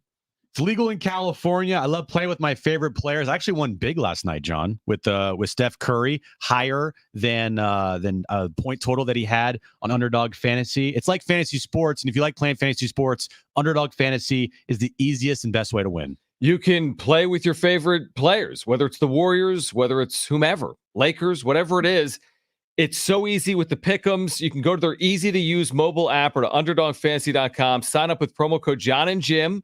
That's JONANDJIM. And Underdog's going to match your first deposit up to $100. You'll love their mobile app. Plus, they'll give you a special pick of higher than a half total point to use on your first pick of entry. That's Underdog Fantasy, promo code Jon and Jim to get your first deposit of $10 or more matched, plus your special pick. Must be 18 years or older and present in a state where Underdog Fantasy operates. Terms do apply. Concerned with your play? Call 1-800-GAMBLER or visit www.ncpgambling.org.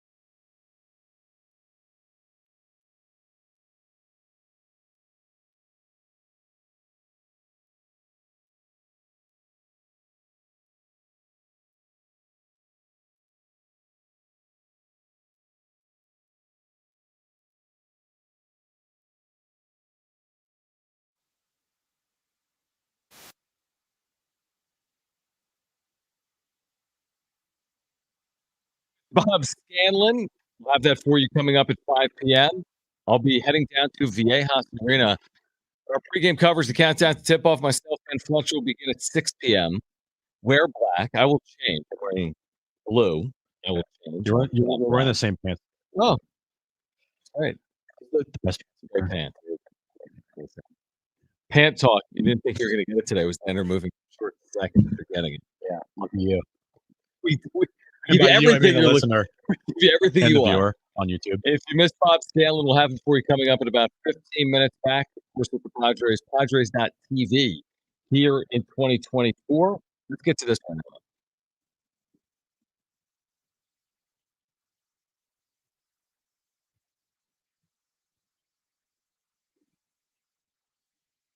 All right, 3 questions, 2 contestants, 1 lifeline. Today's 2 contestants, we have Michael and Alejandro. Michael, you called in first. You have your choice of Jon or Jim. Who do you want to go with? I'll go with Jon. Okay, wait, was this Michael or It Alejandro? was Michael. Okay, Michael and John. I like it. Alejandro, you get me, okay? Okay. That means you get Jim. Yeah, you have Jim as your partner. All right, so we have Michael with John, Alejandro with Jim. Brent, what's the question? Hey guys, Bogaerts short more. You know, he had 175 career home runs. Baseball history with 200 or more career home runs. Okay, I have a question. Yes. Now, do you mean shortstops like their whole career while they were at shortstop, or They hit him as a shortstop. only as a shortstop? Correct. Okay, so they can't. It's not like you played a game of shortstop and then you hit 600 home runs. I mean, yeah, like you played a season at shortstop and the next season you were at third You know, base. these are home runs hit At the shortstop. Okay. Alejandro, you were first. Was your first guess? You have a lifeline. You should use it. Oh, Derek Jeter. Derek Jeter. 200.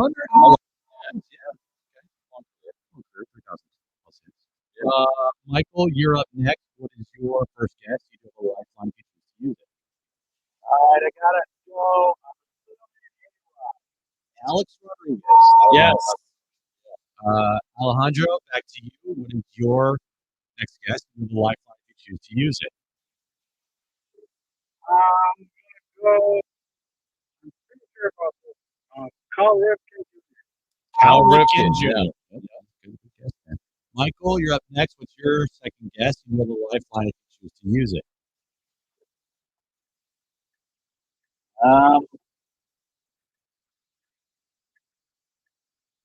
Give me a lifeline. That's me? Michael. Yeah, I'm Ernie Banks. Take Ernie Banks. Ernie Banks. All right. Good. Yes. All right. John. Thank you.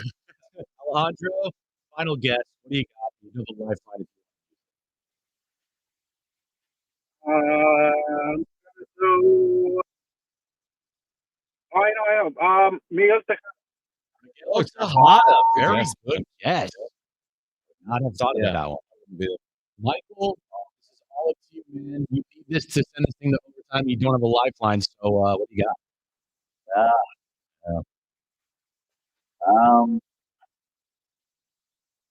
Good. 5 seconds. Okay. I think I don't have a guess. I don't know. Nope. You have no player. No player. You don't want to say just a random name you think of. Enzo Hernandez. Enzo Hernandez is not on the list. Wow. I like it. I know someone on the list. Sure. I said Ernie Banks. But Jimmy Rollins is on the list. Francisco Lindor on the list. Also being correct. Wow. Okay, who else is on the list? You want to guess? Are they One of current them- age or one like of them- old? We've never heard of. The other one. I don't know. Okay, that doesn't narrow it down.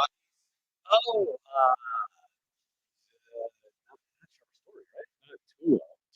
Wow. Oh, Burn. Burn Stevens. Okay, well, congratulations to Alejandro. I believe you won. Yes. Alejandro, you won a pair of tickets to Chicago with Earth, Wind, and Fire. This is at the North Island Christian Theater August 31st. So congratulations on those tickets, Chicago and Earth, Wind, and Fire. High State basketball is coming up folks, at 7 p.m. tonight. I know people are making their way down. Tuesday was amazing in terms of the atmosphere, specifically in the second half. I'm expecting Tuesday kind of times two. I don't know what that means. It doesn't guarantee a win. You don't have to do it like Double the atmosphere. that's what I mean. That's Yeah. exactly what Oh, I mean. yeah. I know last time there was a great atmosphere against New Mexico, and Jalen House just took over the game last year. Mason Metz fouled out. Everything that could go wrong didn't go wrong. The Aztecs that night. This is you see. We keep saying it. I mean, every game they play, like bigger tonight. They win tonight. It's probably bigger than tonight. You know, we're a month away. A month away from Selection Sunday. So it's coming. 4 weeks left. Mountain West tournament is coming. So yeah, I mean, you only get someone. This is their third to last home game. That's right. Because there's senior night against Boise, game against San Jose State, and there's tonight. So tonight's game. We have here San Diego Sports 760. 10 later on the call. 7 o'clock is the tip. Pre-game coverage beginning at 6 p.m. If you missed Bob Scanlon earlier, we have it for you on the other side. From Peoria, TV analyst for the Padres. Bob Scanlon on the other side to kick off hour 3 of Jon Jim. That's next.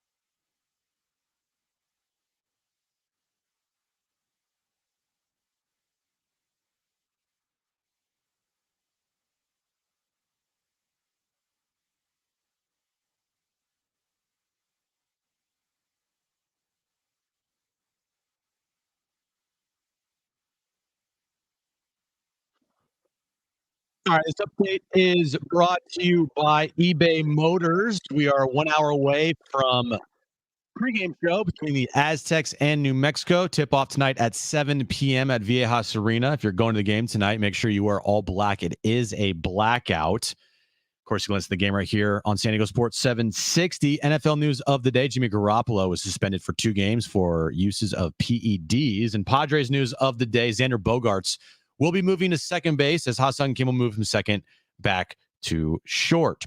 eBay Motors is here for the ride with the parts you need for the prices you want. And with eBay Guaranteed Fit, it's guaranteed to fit your ride the first time, every time, or your money back. Keep your ride or die alive at ebaymotors.com. Eligible items only. Exclusions do apply.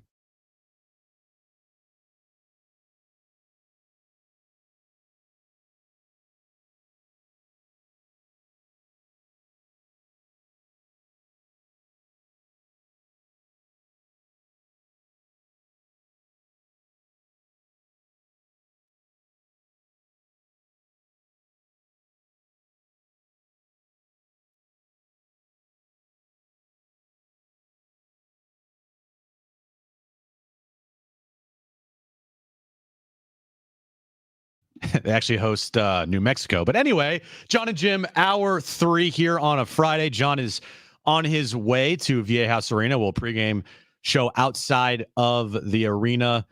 6 p.m. start time there. 7 p.m. is tip-off between San Diego State and New Mexico. Can't understate how big of a game this is from a standpoint of if they expect to win or want to win the Mountain West Conference regular season championship, kind of need to win tonight.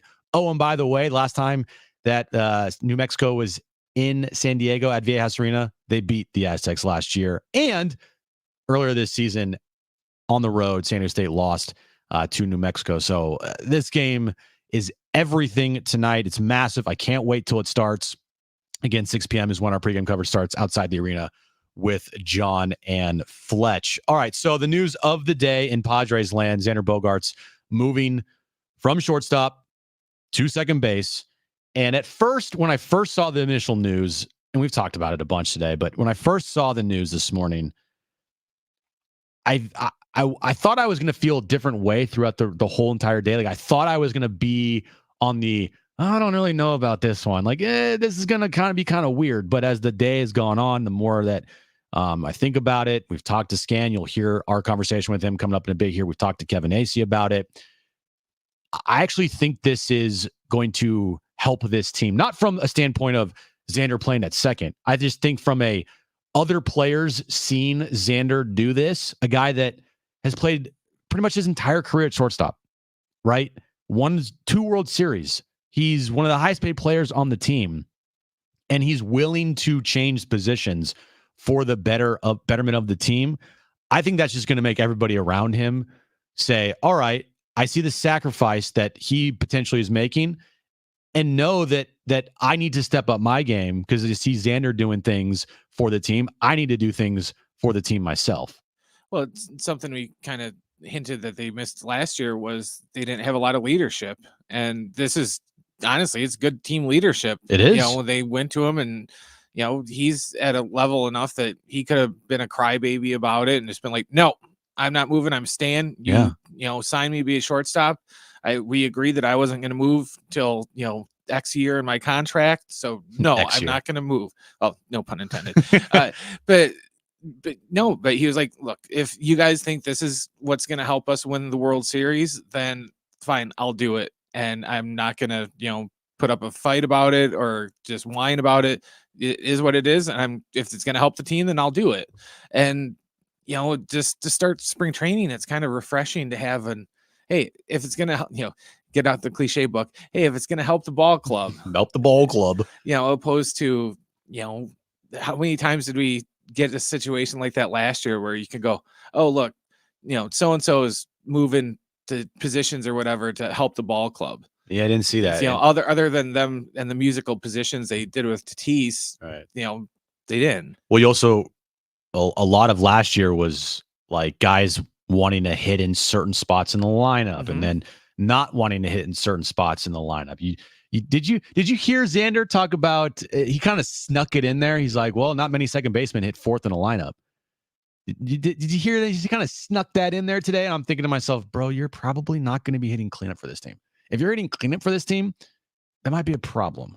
Yeah, but it doesn't matter. At second base, he could hit 30 home runs and it'll look like Babe Ruth. True, but when's the last time Xander Bogaerts hit 30 home runs? I don't think he's ever hit 30 home runs in his career. Second basemen don't hit home runs traditionally. Exactly. And now it's not just Xander Bogaerts who is going to be a second baseman this year.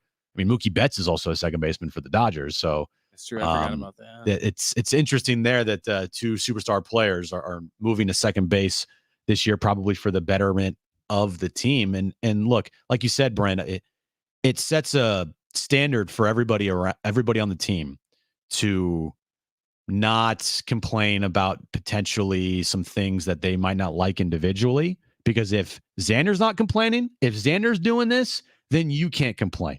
Like Xander is a perceived leader on this team. He's a guy that it might have taken a year, because coming into a clubhouse with Manny and Soto and Darvish and Joe, like, you can't just all of a sudden say, like, I'm the leader of this team, or I am going to be one of the leaders of this team. You kind of have to work your way to it. And I think him today accepting the move to second base vaulted him into, okay, Xander's now one of the true leaders of this team, because he's shown now that he is going to sacrifice for this team. And when you do that, other players see it. Like, I'm looking on Instagram, and Manny Machado, a guy that might view leadership a different way than a lot of people do, posted on his Instagram story a picture of Xander Bogaerts today working at second base. Like, that might be perceived as like, whoa. Well, and it's big because it's going to be a good look, because what's the one thing we've been talking about, for months now is, the proposition of the youth movement coming up, to where to these younger guys, they can look at Xander. Oh, okay, he's making sacrifices for the team, opposed to, like, oh, he's not going to move. Like, why should I do that? Yeah. Then? Well, opposed to like the scenario that was thrown out last season, to where, certain vets were going, nah, I don't need BP today, or I don't need to take grounders. And then the younger players are like, oh, well, if they don't have to take grounders, do we have to take grounders? This is setting a good example for the younger players to be like, oh, okay, look, this big name superstar is going to make a sacrifice for the team. And I think it's going to be a good example for the younger players. And we're going to have a lot of them this year. Yep. And overall, you hope it works out, because if it doesn't, if Xander Bogaerts defensively is not good at second base, then you've just downgraded your defense in the infield, rather than just keeping Xander at short. I mean, if you kept Xander at short and you had Ha-Seong Kim at second, you have I would say, above average shortstop, not like in the top echelon defensively as shortstops in Xander Bogaerts, but he can make all the plays needed. And then you have a Gold Glover at second base, and then you have a Gold Glover at third, and then you have a very serviceable first baseman defensively in Cronenworth. You just hope that by moving Xander to second, the defense doesn't drop off too much, because you're going from a Gold Glove caliber standard at second with Ha-Seong Kim to what at second with Xander.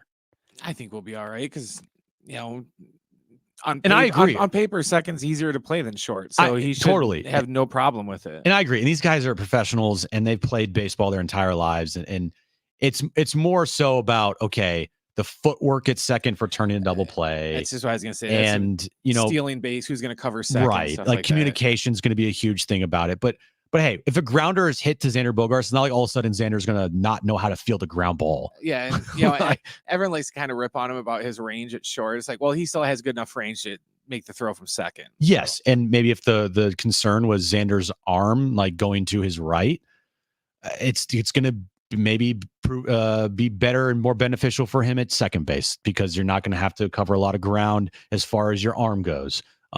So yeah, I think it's overall just a look for the look of the team. It's a very good look. It's something that players will look at and realize if they had anything to complain about, they can't, because if Xander's not complaining about it, and if he's open to doing things for the team, then everybody around him should be okay with it as well.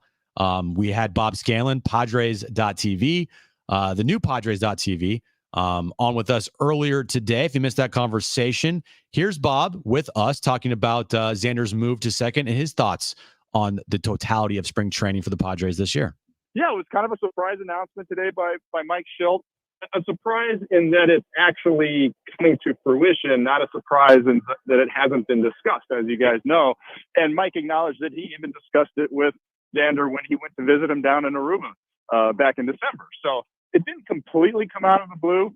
But at the same time, when you actually have that talk with the player and say, you know, we've talked about it, we've hinted at it, and now it's time to actually make this move, that can be jarring, especially for a guy that's been a premium major league shortstop. But to his credit, he's doing what the team needs, and I have a ton of respect for him because he could have, by all means, and we know players that have done it in the past where they dig their heels in and say, no, I'm not moving. I feel like I still have years left at this position, and nobody's saying that he can't play the position anymore. As you guys were just mentioning, he had great defensive numbers last year, but if you've got a guy who the organization feels like can cover that position, more efficiently and effectively than you, and Xander says, like, I have a ton of respect for the way Ha-Seong Kim can play shortstop. So it's not as though they're replacing him or having him move for a guy that he feels like is inferior.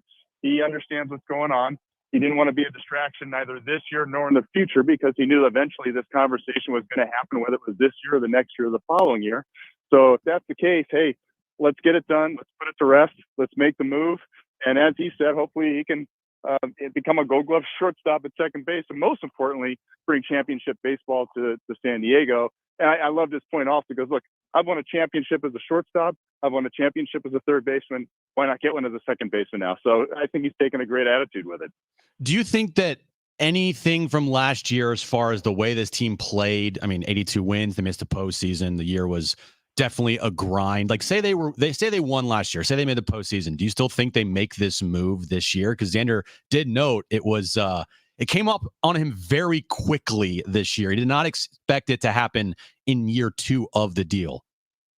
Yeah, I don't know. We'll never know that, right? Mm-hmm. I mean, things are always rosier and better when you win, and you have a tendency to be a little bit more introspective when you lose. And when you win, you party. When you lose, you tend to ponder a little more. So who knows if it would have happened, to your point, if the Padres get to the postseason. But I think that it still might have been addressed because no matter what you've done the year before, you're trying to make yourself better moving forward. And I think that's what this is all about. I think a lot of things happened last year, and Xander knows that regardless of where he is positionally, the important thing is for him to put up the offensive numbers. And that's really what's going to make the difference in terms of the Padres becoming a championship baseball team is maybe a slight difference in the defense, right? I mean, it's not a dramatic change that we're talking about. The most important thing is that he gets back to hitting like Xander, and we saw that the second half when he was able to get that second cortisone shot, get his wrist healthy, and he's going to be more comfortable in the organization, and hopefully that he's healthy from day number 1, and we see the Xander Bogaerts that we know can be a difference maker at the plate. Bob Scanlon with us right now, Jon and Jim, San Diego Sports 760, with the brand new online venture, or Padres.tv, which is coming to you here in 2024. We're excited for it. What do you think about this youth movement, Bob? I know you've been watching some of these young players here, today in Peoria, but specifically like a Jackson Merrill, with AJ Preller saying some of these young players, Merrill, Jacob Marcy, they're going to have opportunities in spring to potentially earn jobs. Merrill's only 20 years of age. You've played in the big leagues, and obviously Merrill potentially is switching positions as well. What do you make of what's in front of Jackson Merrill this spring?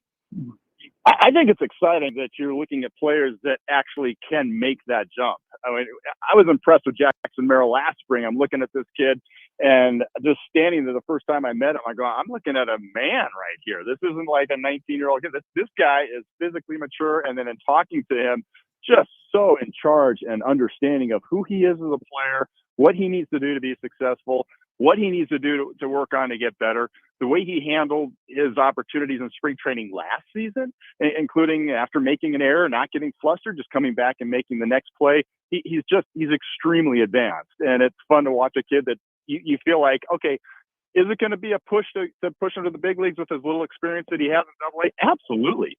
But at the same time, he's got some pretty incredible tools that should help him make that transition. He can hit. He can hit for contact. He knows how to hit with 2 strikes. And watching him in the outfield today, I was shocked, actually. I didn't know what to expect. I mean, I came in thinking I was going to be watching a young infielder trying to figure out the outfield, right? And we've seen some of those things not go too well. He is such a good athlete. I mean, it reminded me a little bit of sort of like, you know how Fernando kind of plays an infield position in the outfield in terms of how he gets the balls, how he gets around them, how he gets rid of them so quick, the footwork.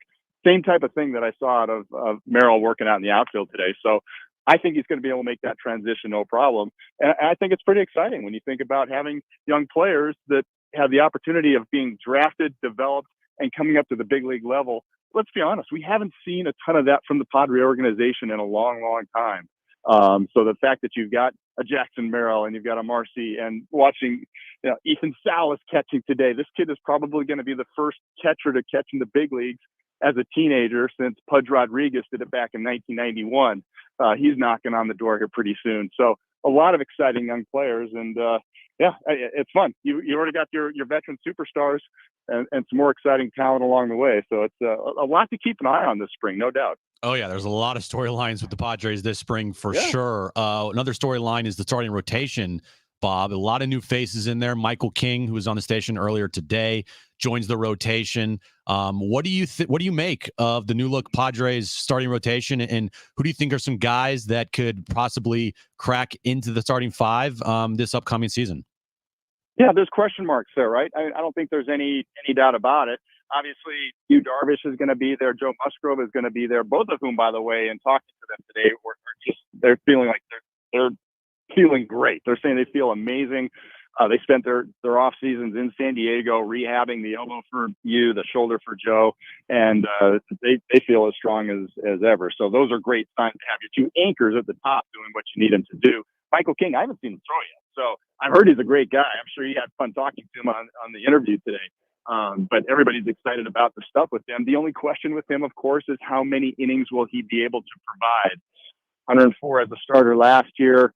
How far do you want to push him? Obviously, you got to be protective of that.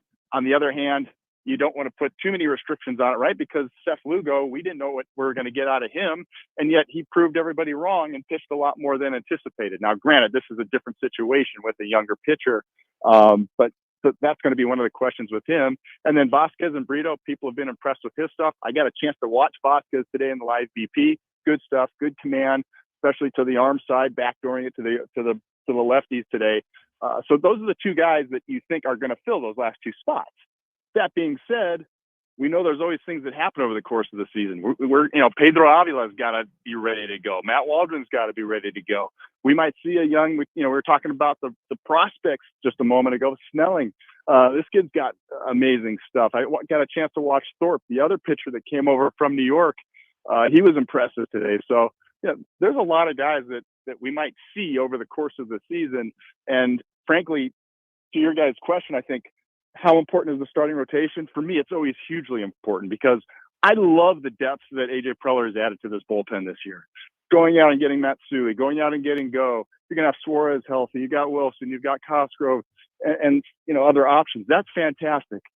But if you don't have a starting rotation that can take some of the pressure off that bullpen, if you're constantly asking that bullpen to pick up 4 or 5 innings on a nightly basis, I don't care how deep it is, that can cause problems. So the starting rotation is going to be an important thing to keep an eye on. And it may be multiple guys that we see over the course of the season, but it's something that the Padres definitely have to figure out. And guys are battling for those spots this spring, starting today as we speak. Bob Scanlon with us right now on Jon and Jim. Bob, I'm just thinking about what we were talking about earlier about Xander and the selflessness, not selfishness, selflessness to make a decision like this. Obviously, a year ago, you think about how the dynamic played out, and clearly everyone wasn't on the same page all year long, and maybe that's the case across Major League Baseball. But is this the type of decision in spring that can kind of set them on the right path from day one? New manager, a selfless decision from a superstar. Is this the type of thing that, maybe was lacking a year ago that could go a longer way here in 2024? I don't think that Xander wasn't the only problem last year. I think this is more a situation of it was something that was going to be addressed and brought up, whether it was this season, next season, the following season. And to Xander's point, he said, look, they brought it up. I could have dug my heels into the ground and said, no, I'm not moving yet. But he understands that's just going to be a distraction for the team, not only short run, but the question's still going to be there next year, and it's still going to be the question there the year after that. So why not just address it, grab the bull by the horns, put it behind everybody, and get him going and learning this position as quickly as possible and be the best that he can possibly be at. So the other thing is, I know that there's some questions about, well, why second base? If you know you're going to move him, maybe you put him at first base, get Jake Cronenworth back over to second. Don't forget that Xander is one of the leaders on this team, not only in the clubhouse, but definitely on the field, and certainly as a shortstop. And I think the Padres still wanted to have that captain, that leadership presence in the middle part of their infield, as opposed to putting him over at first base. He is so good at communicating, helping guys to understand where to cheat, where to lean, how to play the shifts, all that type of stuff. So I think that's also part of the reason that it's second base as opposed to sliding him all the way over to first base. The guy's still a leader on the field. And I think everybody else on this team, from the get-go, this is one of those messages to everybody that it's not about me, it's about us. It's about the team.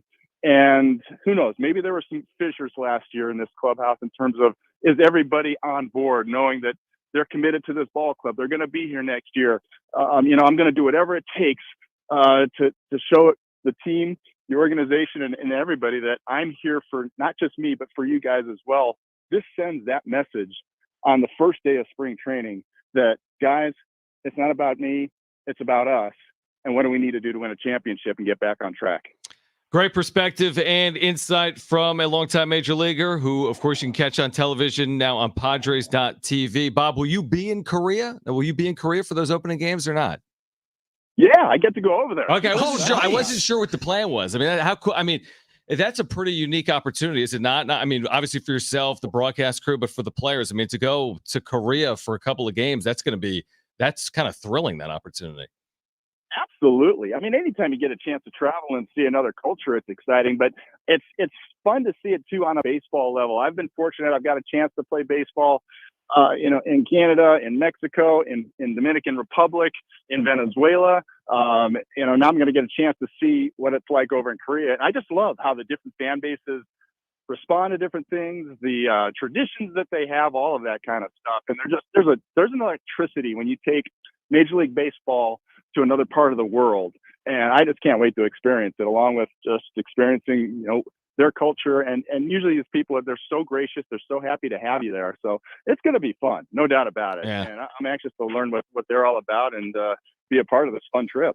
Padres, Dodgers to kick off both spring training and the regular season this year.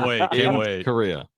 Bob, we appreciate it. Really do. Thank you so much for hopping on here on San Diego Sports 760. We look forward to doing it again soon, and enjoy Peoria. Thanks, Bob. Hey, thanks, guys. Thanks for having me on.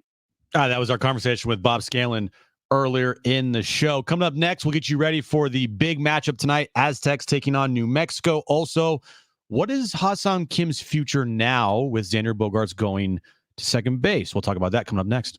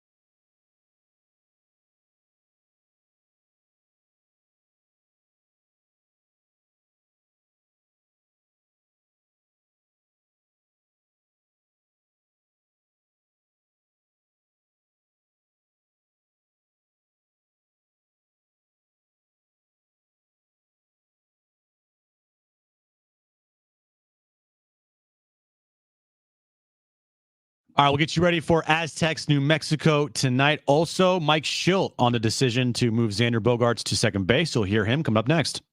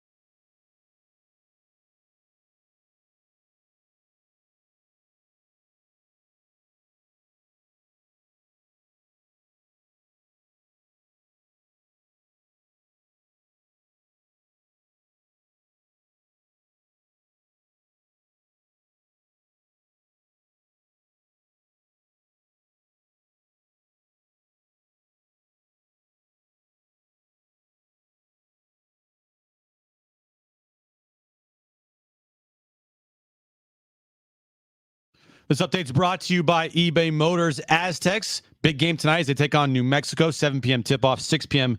is when our pregame coverage starts outside Viejas Arena with John and Fletch. Moving over to NFL news, Jimmy Garoppolo has been suspended for the first 2 games of next season for getting caught with PEDs.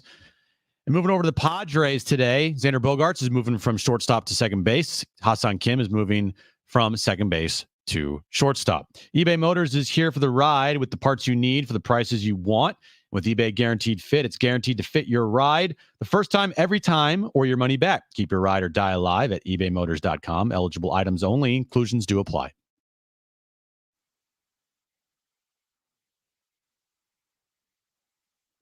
All right, pregame for the Aztecs New Mexico game starts at 6 p.m. outside Viejas Arena. John is, I presume, already down there, unless he's eating something in his car listening to me. So if you are, hi, John. Hope you're doing well. 6 p.m. pregame, him and Fletch. 7 p.m.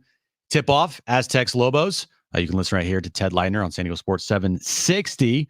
But in the meantime, still talking about Xander Bogaerts' move to second base from shortstop. We haven't heard from Mike Schilt today, and it's interesting listening to Mike Schilt talk about Xander Bogaerts. And this goes back to the point of, I asked Kevin, like, is the organization like relieved that Xander is willing to do this and is going to do this? And I think after you hear Mike Schilt here, you can tell that there is a little bit of relief from them. And I assume the front office, because Xander, as he said, like, I could have said no. I could have said, yeah, I'm not doing that. Instead, he didn't. And I think the organization is looking at this whole thing with a sigh of relief, and listening to Mike Schilt today, I think you could tell that he felt the exact same way. Xander is coupling with us and partnering with the group and the team. He's going to make he's going to go to second base, and Kimmy's going to play shortstop. So when you use the word, I don't use this word a lot. My admiration for Xander Bogaerts went through the roof in this transition. he's going to go. He's going to get his work in. It's I can't say it's like etched in stone 100%. We're going to let him do it. We're going to see what it looks like. We're going to evaluate it, but it's not something that, he's all in right now to go over, give it its full due. But my admiration for him to be a good teammate, to recognize that, we have an elite defender in Kimmy, who won a Gold Glove, to go back and play shortstop is, I just admire and think it's very impressive, and it speaks a lot for his team first. I care about our group, big picture. It says a lot about him, so it's impressive. Yeah, you can hear the admiration he has for Bogaerts. Is translation for, oh, thank God. Like, I am so glad that he's willing to do this and accepting to do this, because that may have been an issue. It may have been an issue. And also, if you listen to it very carefully too, from Schulte this morning, this is all subject to change. This is not written in ink. This is not written in stone like this. If it does not look how they want it to look early on, they can change this whole thing back. It's not like Ha-Seong Kim is going to all of a sudden be like, no, I don't want to go back to second base. I hate second base. He just won a freaking Gold Glove at second base. So if this doesn't work, and there's a possibility that it might not work, they can go back to having Xander at short and Kim at second. Like, this is not something that is permanent, I feel like. And you heard from Schulte there say as much so. I know he's a big nickname Dude, guy, apparently. I am not real quick. I can't do nickname guy.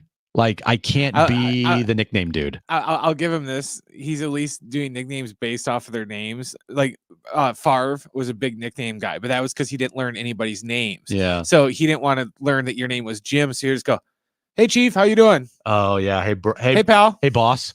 Yeah, he would just do stuff like that. At least he doesn't call Tatis Bebo. Yeah, so at least he's like, calling him Kimmy and has names. It's like, there's an E with everybody. Yeah. Ace man to Kevin Acee. But sorry, Brent, what were you going to say about, you were going to say anything about Ha-Seong Kim and Xander Bogaerts, or no? I forgot if I cut you off there. I apologize. But yeah, this whole thing could change.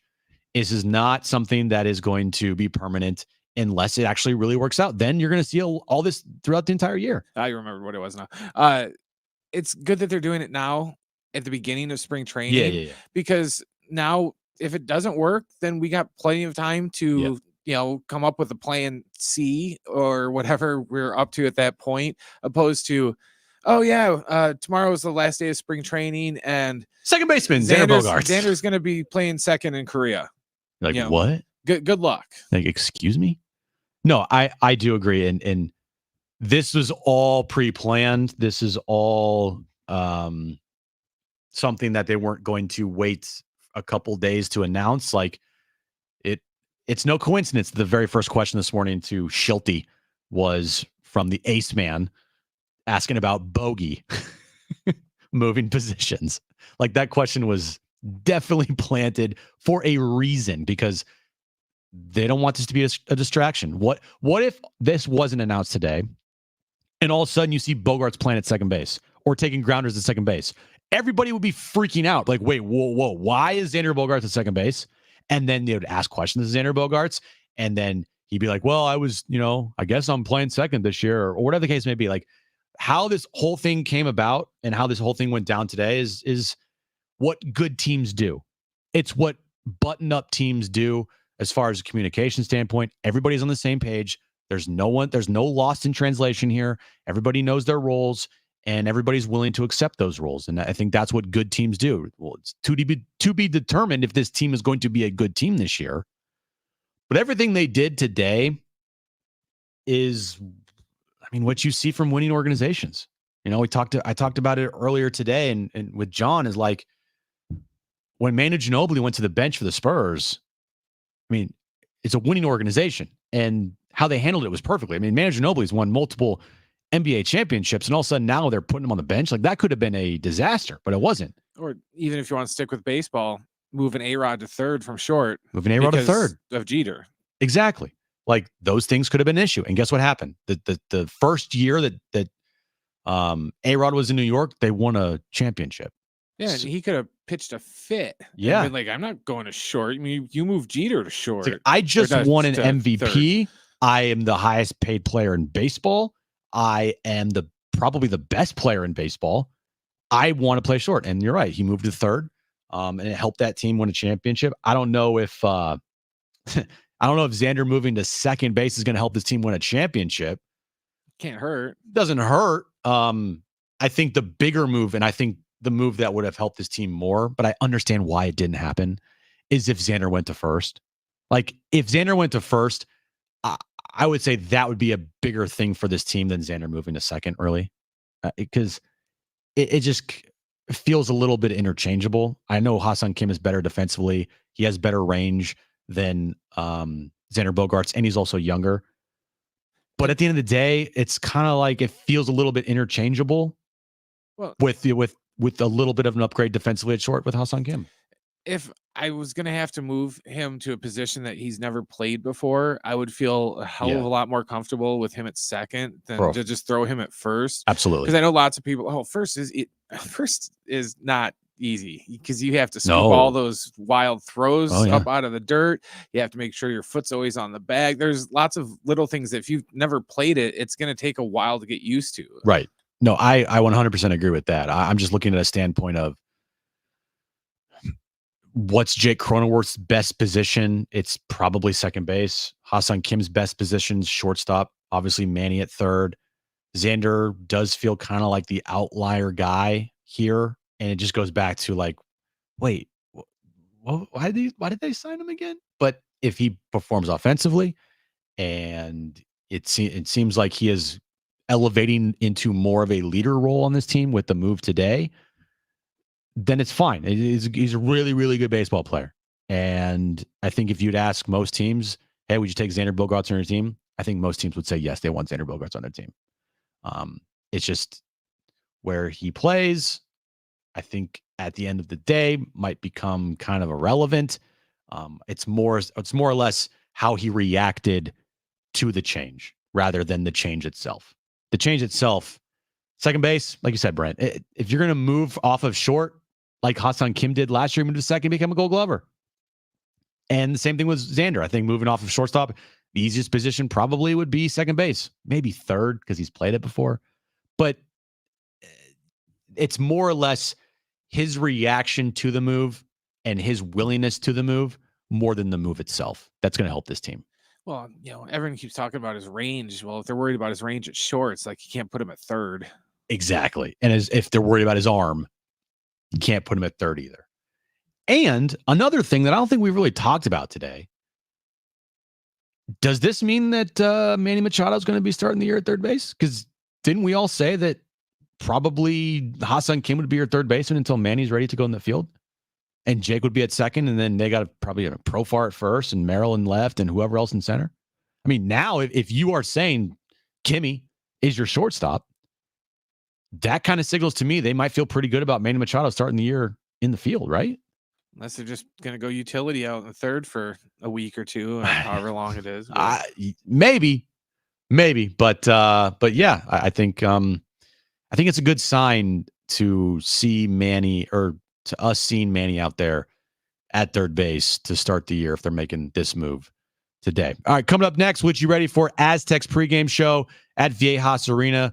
John and Fletch are out there. We'll get ready at 6 p.m. But also coming up next, my back page. Stay with us.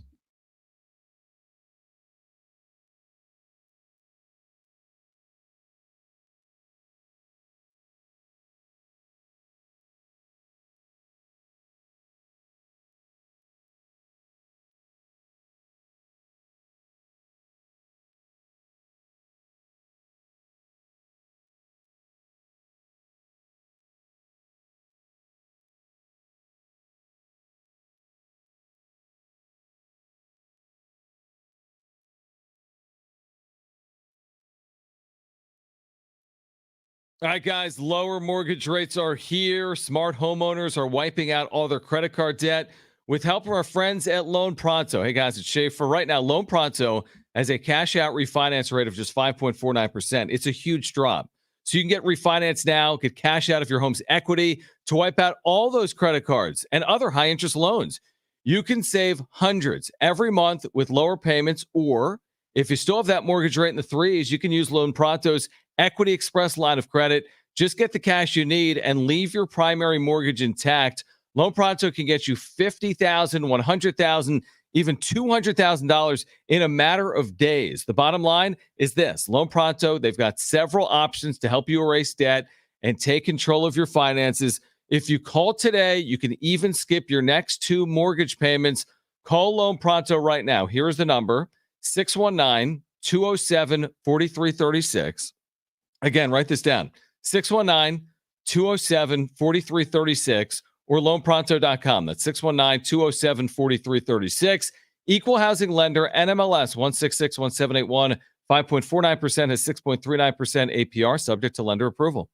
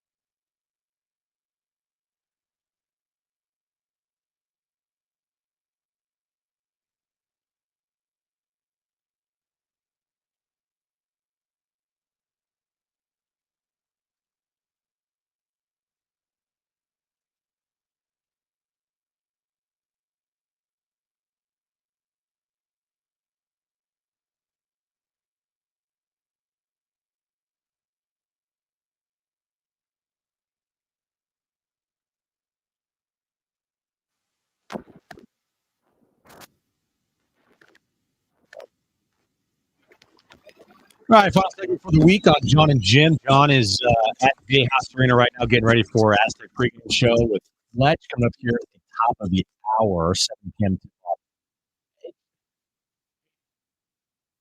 This game tonight, friends, it's not an understatement. It's the biggest game of the year. It's the biggest game. I know people might say, "Oh, it's the biggest game of the year is the next game." No, this feels like a big time game.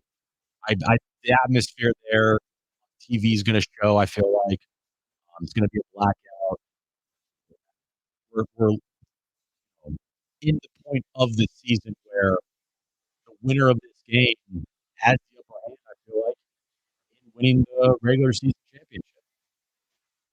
Well, it's huge from a fan point of view because they can stand House as kids and they can't stand Mashburn. More so House is very annoying. He's just vocal. It's one of those things where if you played for the Aztecs and did that, everyone would love it. But since you played for the other team, it's like, ooh, It's like the Draymond Green thing. Everyone loves Draymond Green. I don't know. Yeah. You know, and he's a good player. Like that's the thing that also annoys you too. He's actually a really good player. So he wouldn't be able to run his mouth. True. That's very close to that. Type of guy that I think he can off of the energy tonight. Oh yeah, totally. And so the Aztecs are going to have to figure out a way to contain House from feeding off that energy and putting it into areas of the game tonight where it can hurt you. And so tonight is huge game for the Aztecs. Feels like a big one. It feels like a big time game. Just I've seen on social media and people talk about it. Everybody knows what to say tonight for both teams. So can't wait for that. 6 p.m. 10 minutes from now, pregame show at the NS Arena. But first, let's get to this.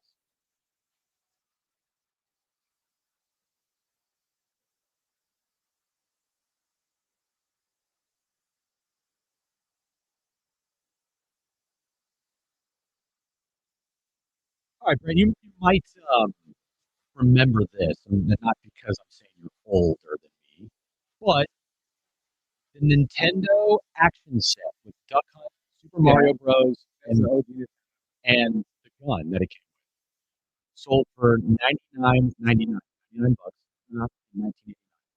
All right, a never opened, still sealed version. Guess what the current top bid to buy this item is? And that sold for $99, $19.89. Wow, you are very close. $23,180. I'm getting better. Yeah. Like 30. Your last two guesses have been really good. I don't remember this, but I do remember like the bundle system. And I definitely remember the arcade. That was like Okay. Yeah. The OG Nintendo games with like the Mario World, Mario Part, like those are my favorite. yeah, just Super Mario Brothers. Oh, Yeah. Super Mario Bros. Mario Bros. Is if you're doing like a ranking of all-time games, all time. At least music wise, it is. Okay, moving over to another item for sale. This jersey company is auctioning off the entire set of Lakers jerseys that every player on the team wore during their semifinals tournament game. Every single jersey that was worn for the in-season tournament is being auctioned off by this jersey company. Guess how much? Well, it hasn't sold yet. There's an opening bid starting point for all the jerseys. For every one of the jerseys, LeBron James, Austin Reeves, Anthony Davis, Ryu Hachimura, Jackson Hayes,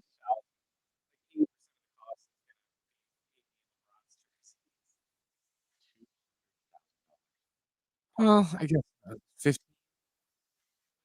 15 jerseys. LeBron's probably cost 180,000. Like I said, he's 80% of that cost. Right. Like, I wouldn't want to buy every jersey. I'm like, can I just give LeBron's? And it's also an in-season tournament jersey, so like, who cares? It's not like a jersey from You're the original. Well, $200 is the opening bid if you want every single Lakers jersey that they wore during the season tournament. Finally, Hello Kitty Cafe truck is coming to San Diego. The famous pink truck has 3 stops scheduled in San Diego area, complete with adorable offerings of treats and limited edition merchandise.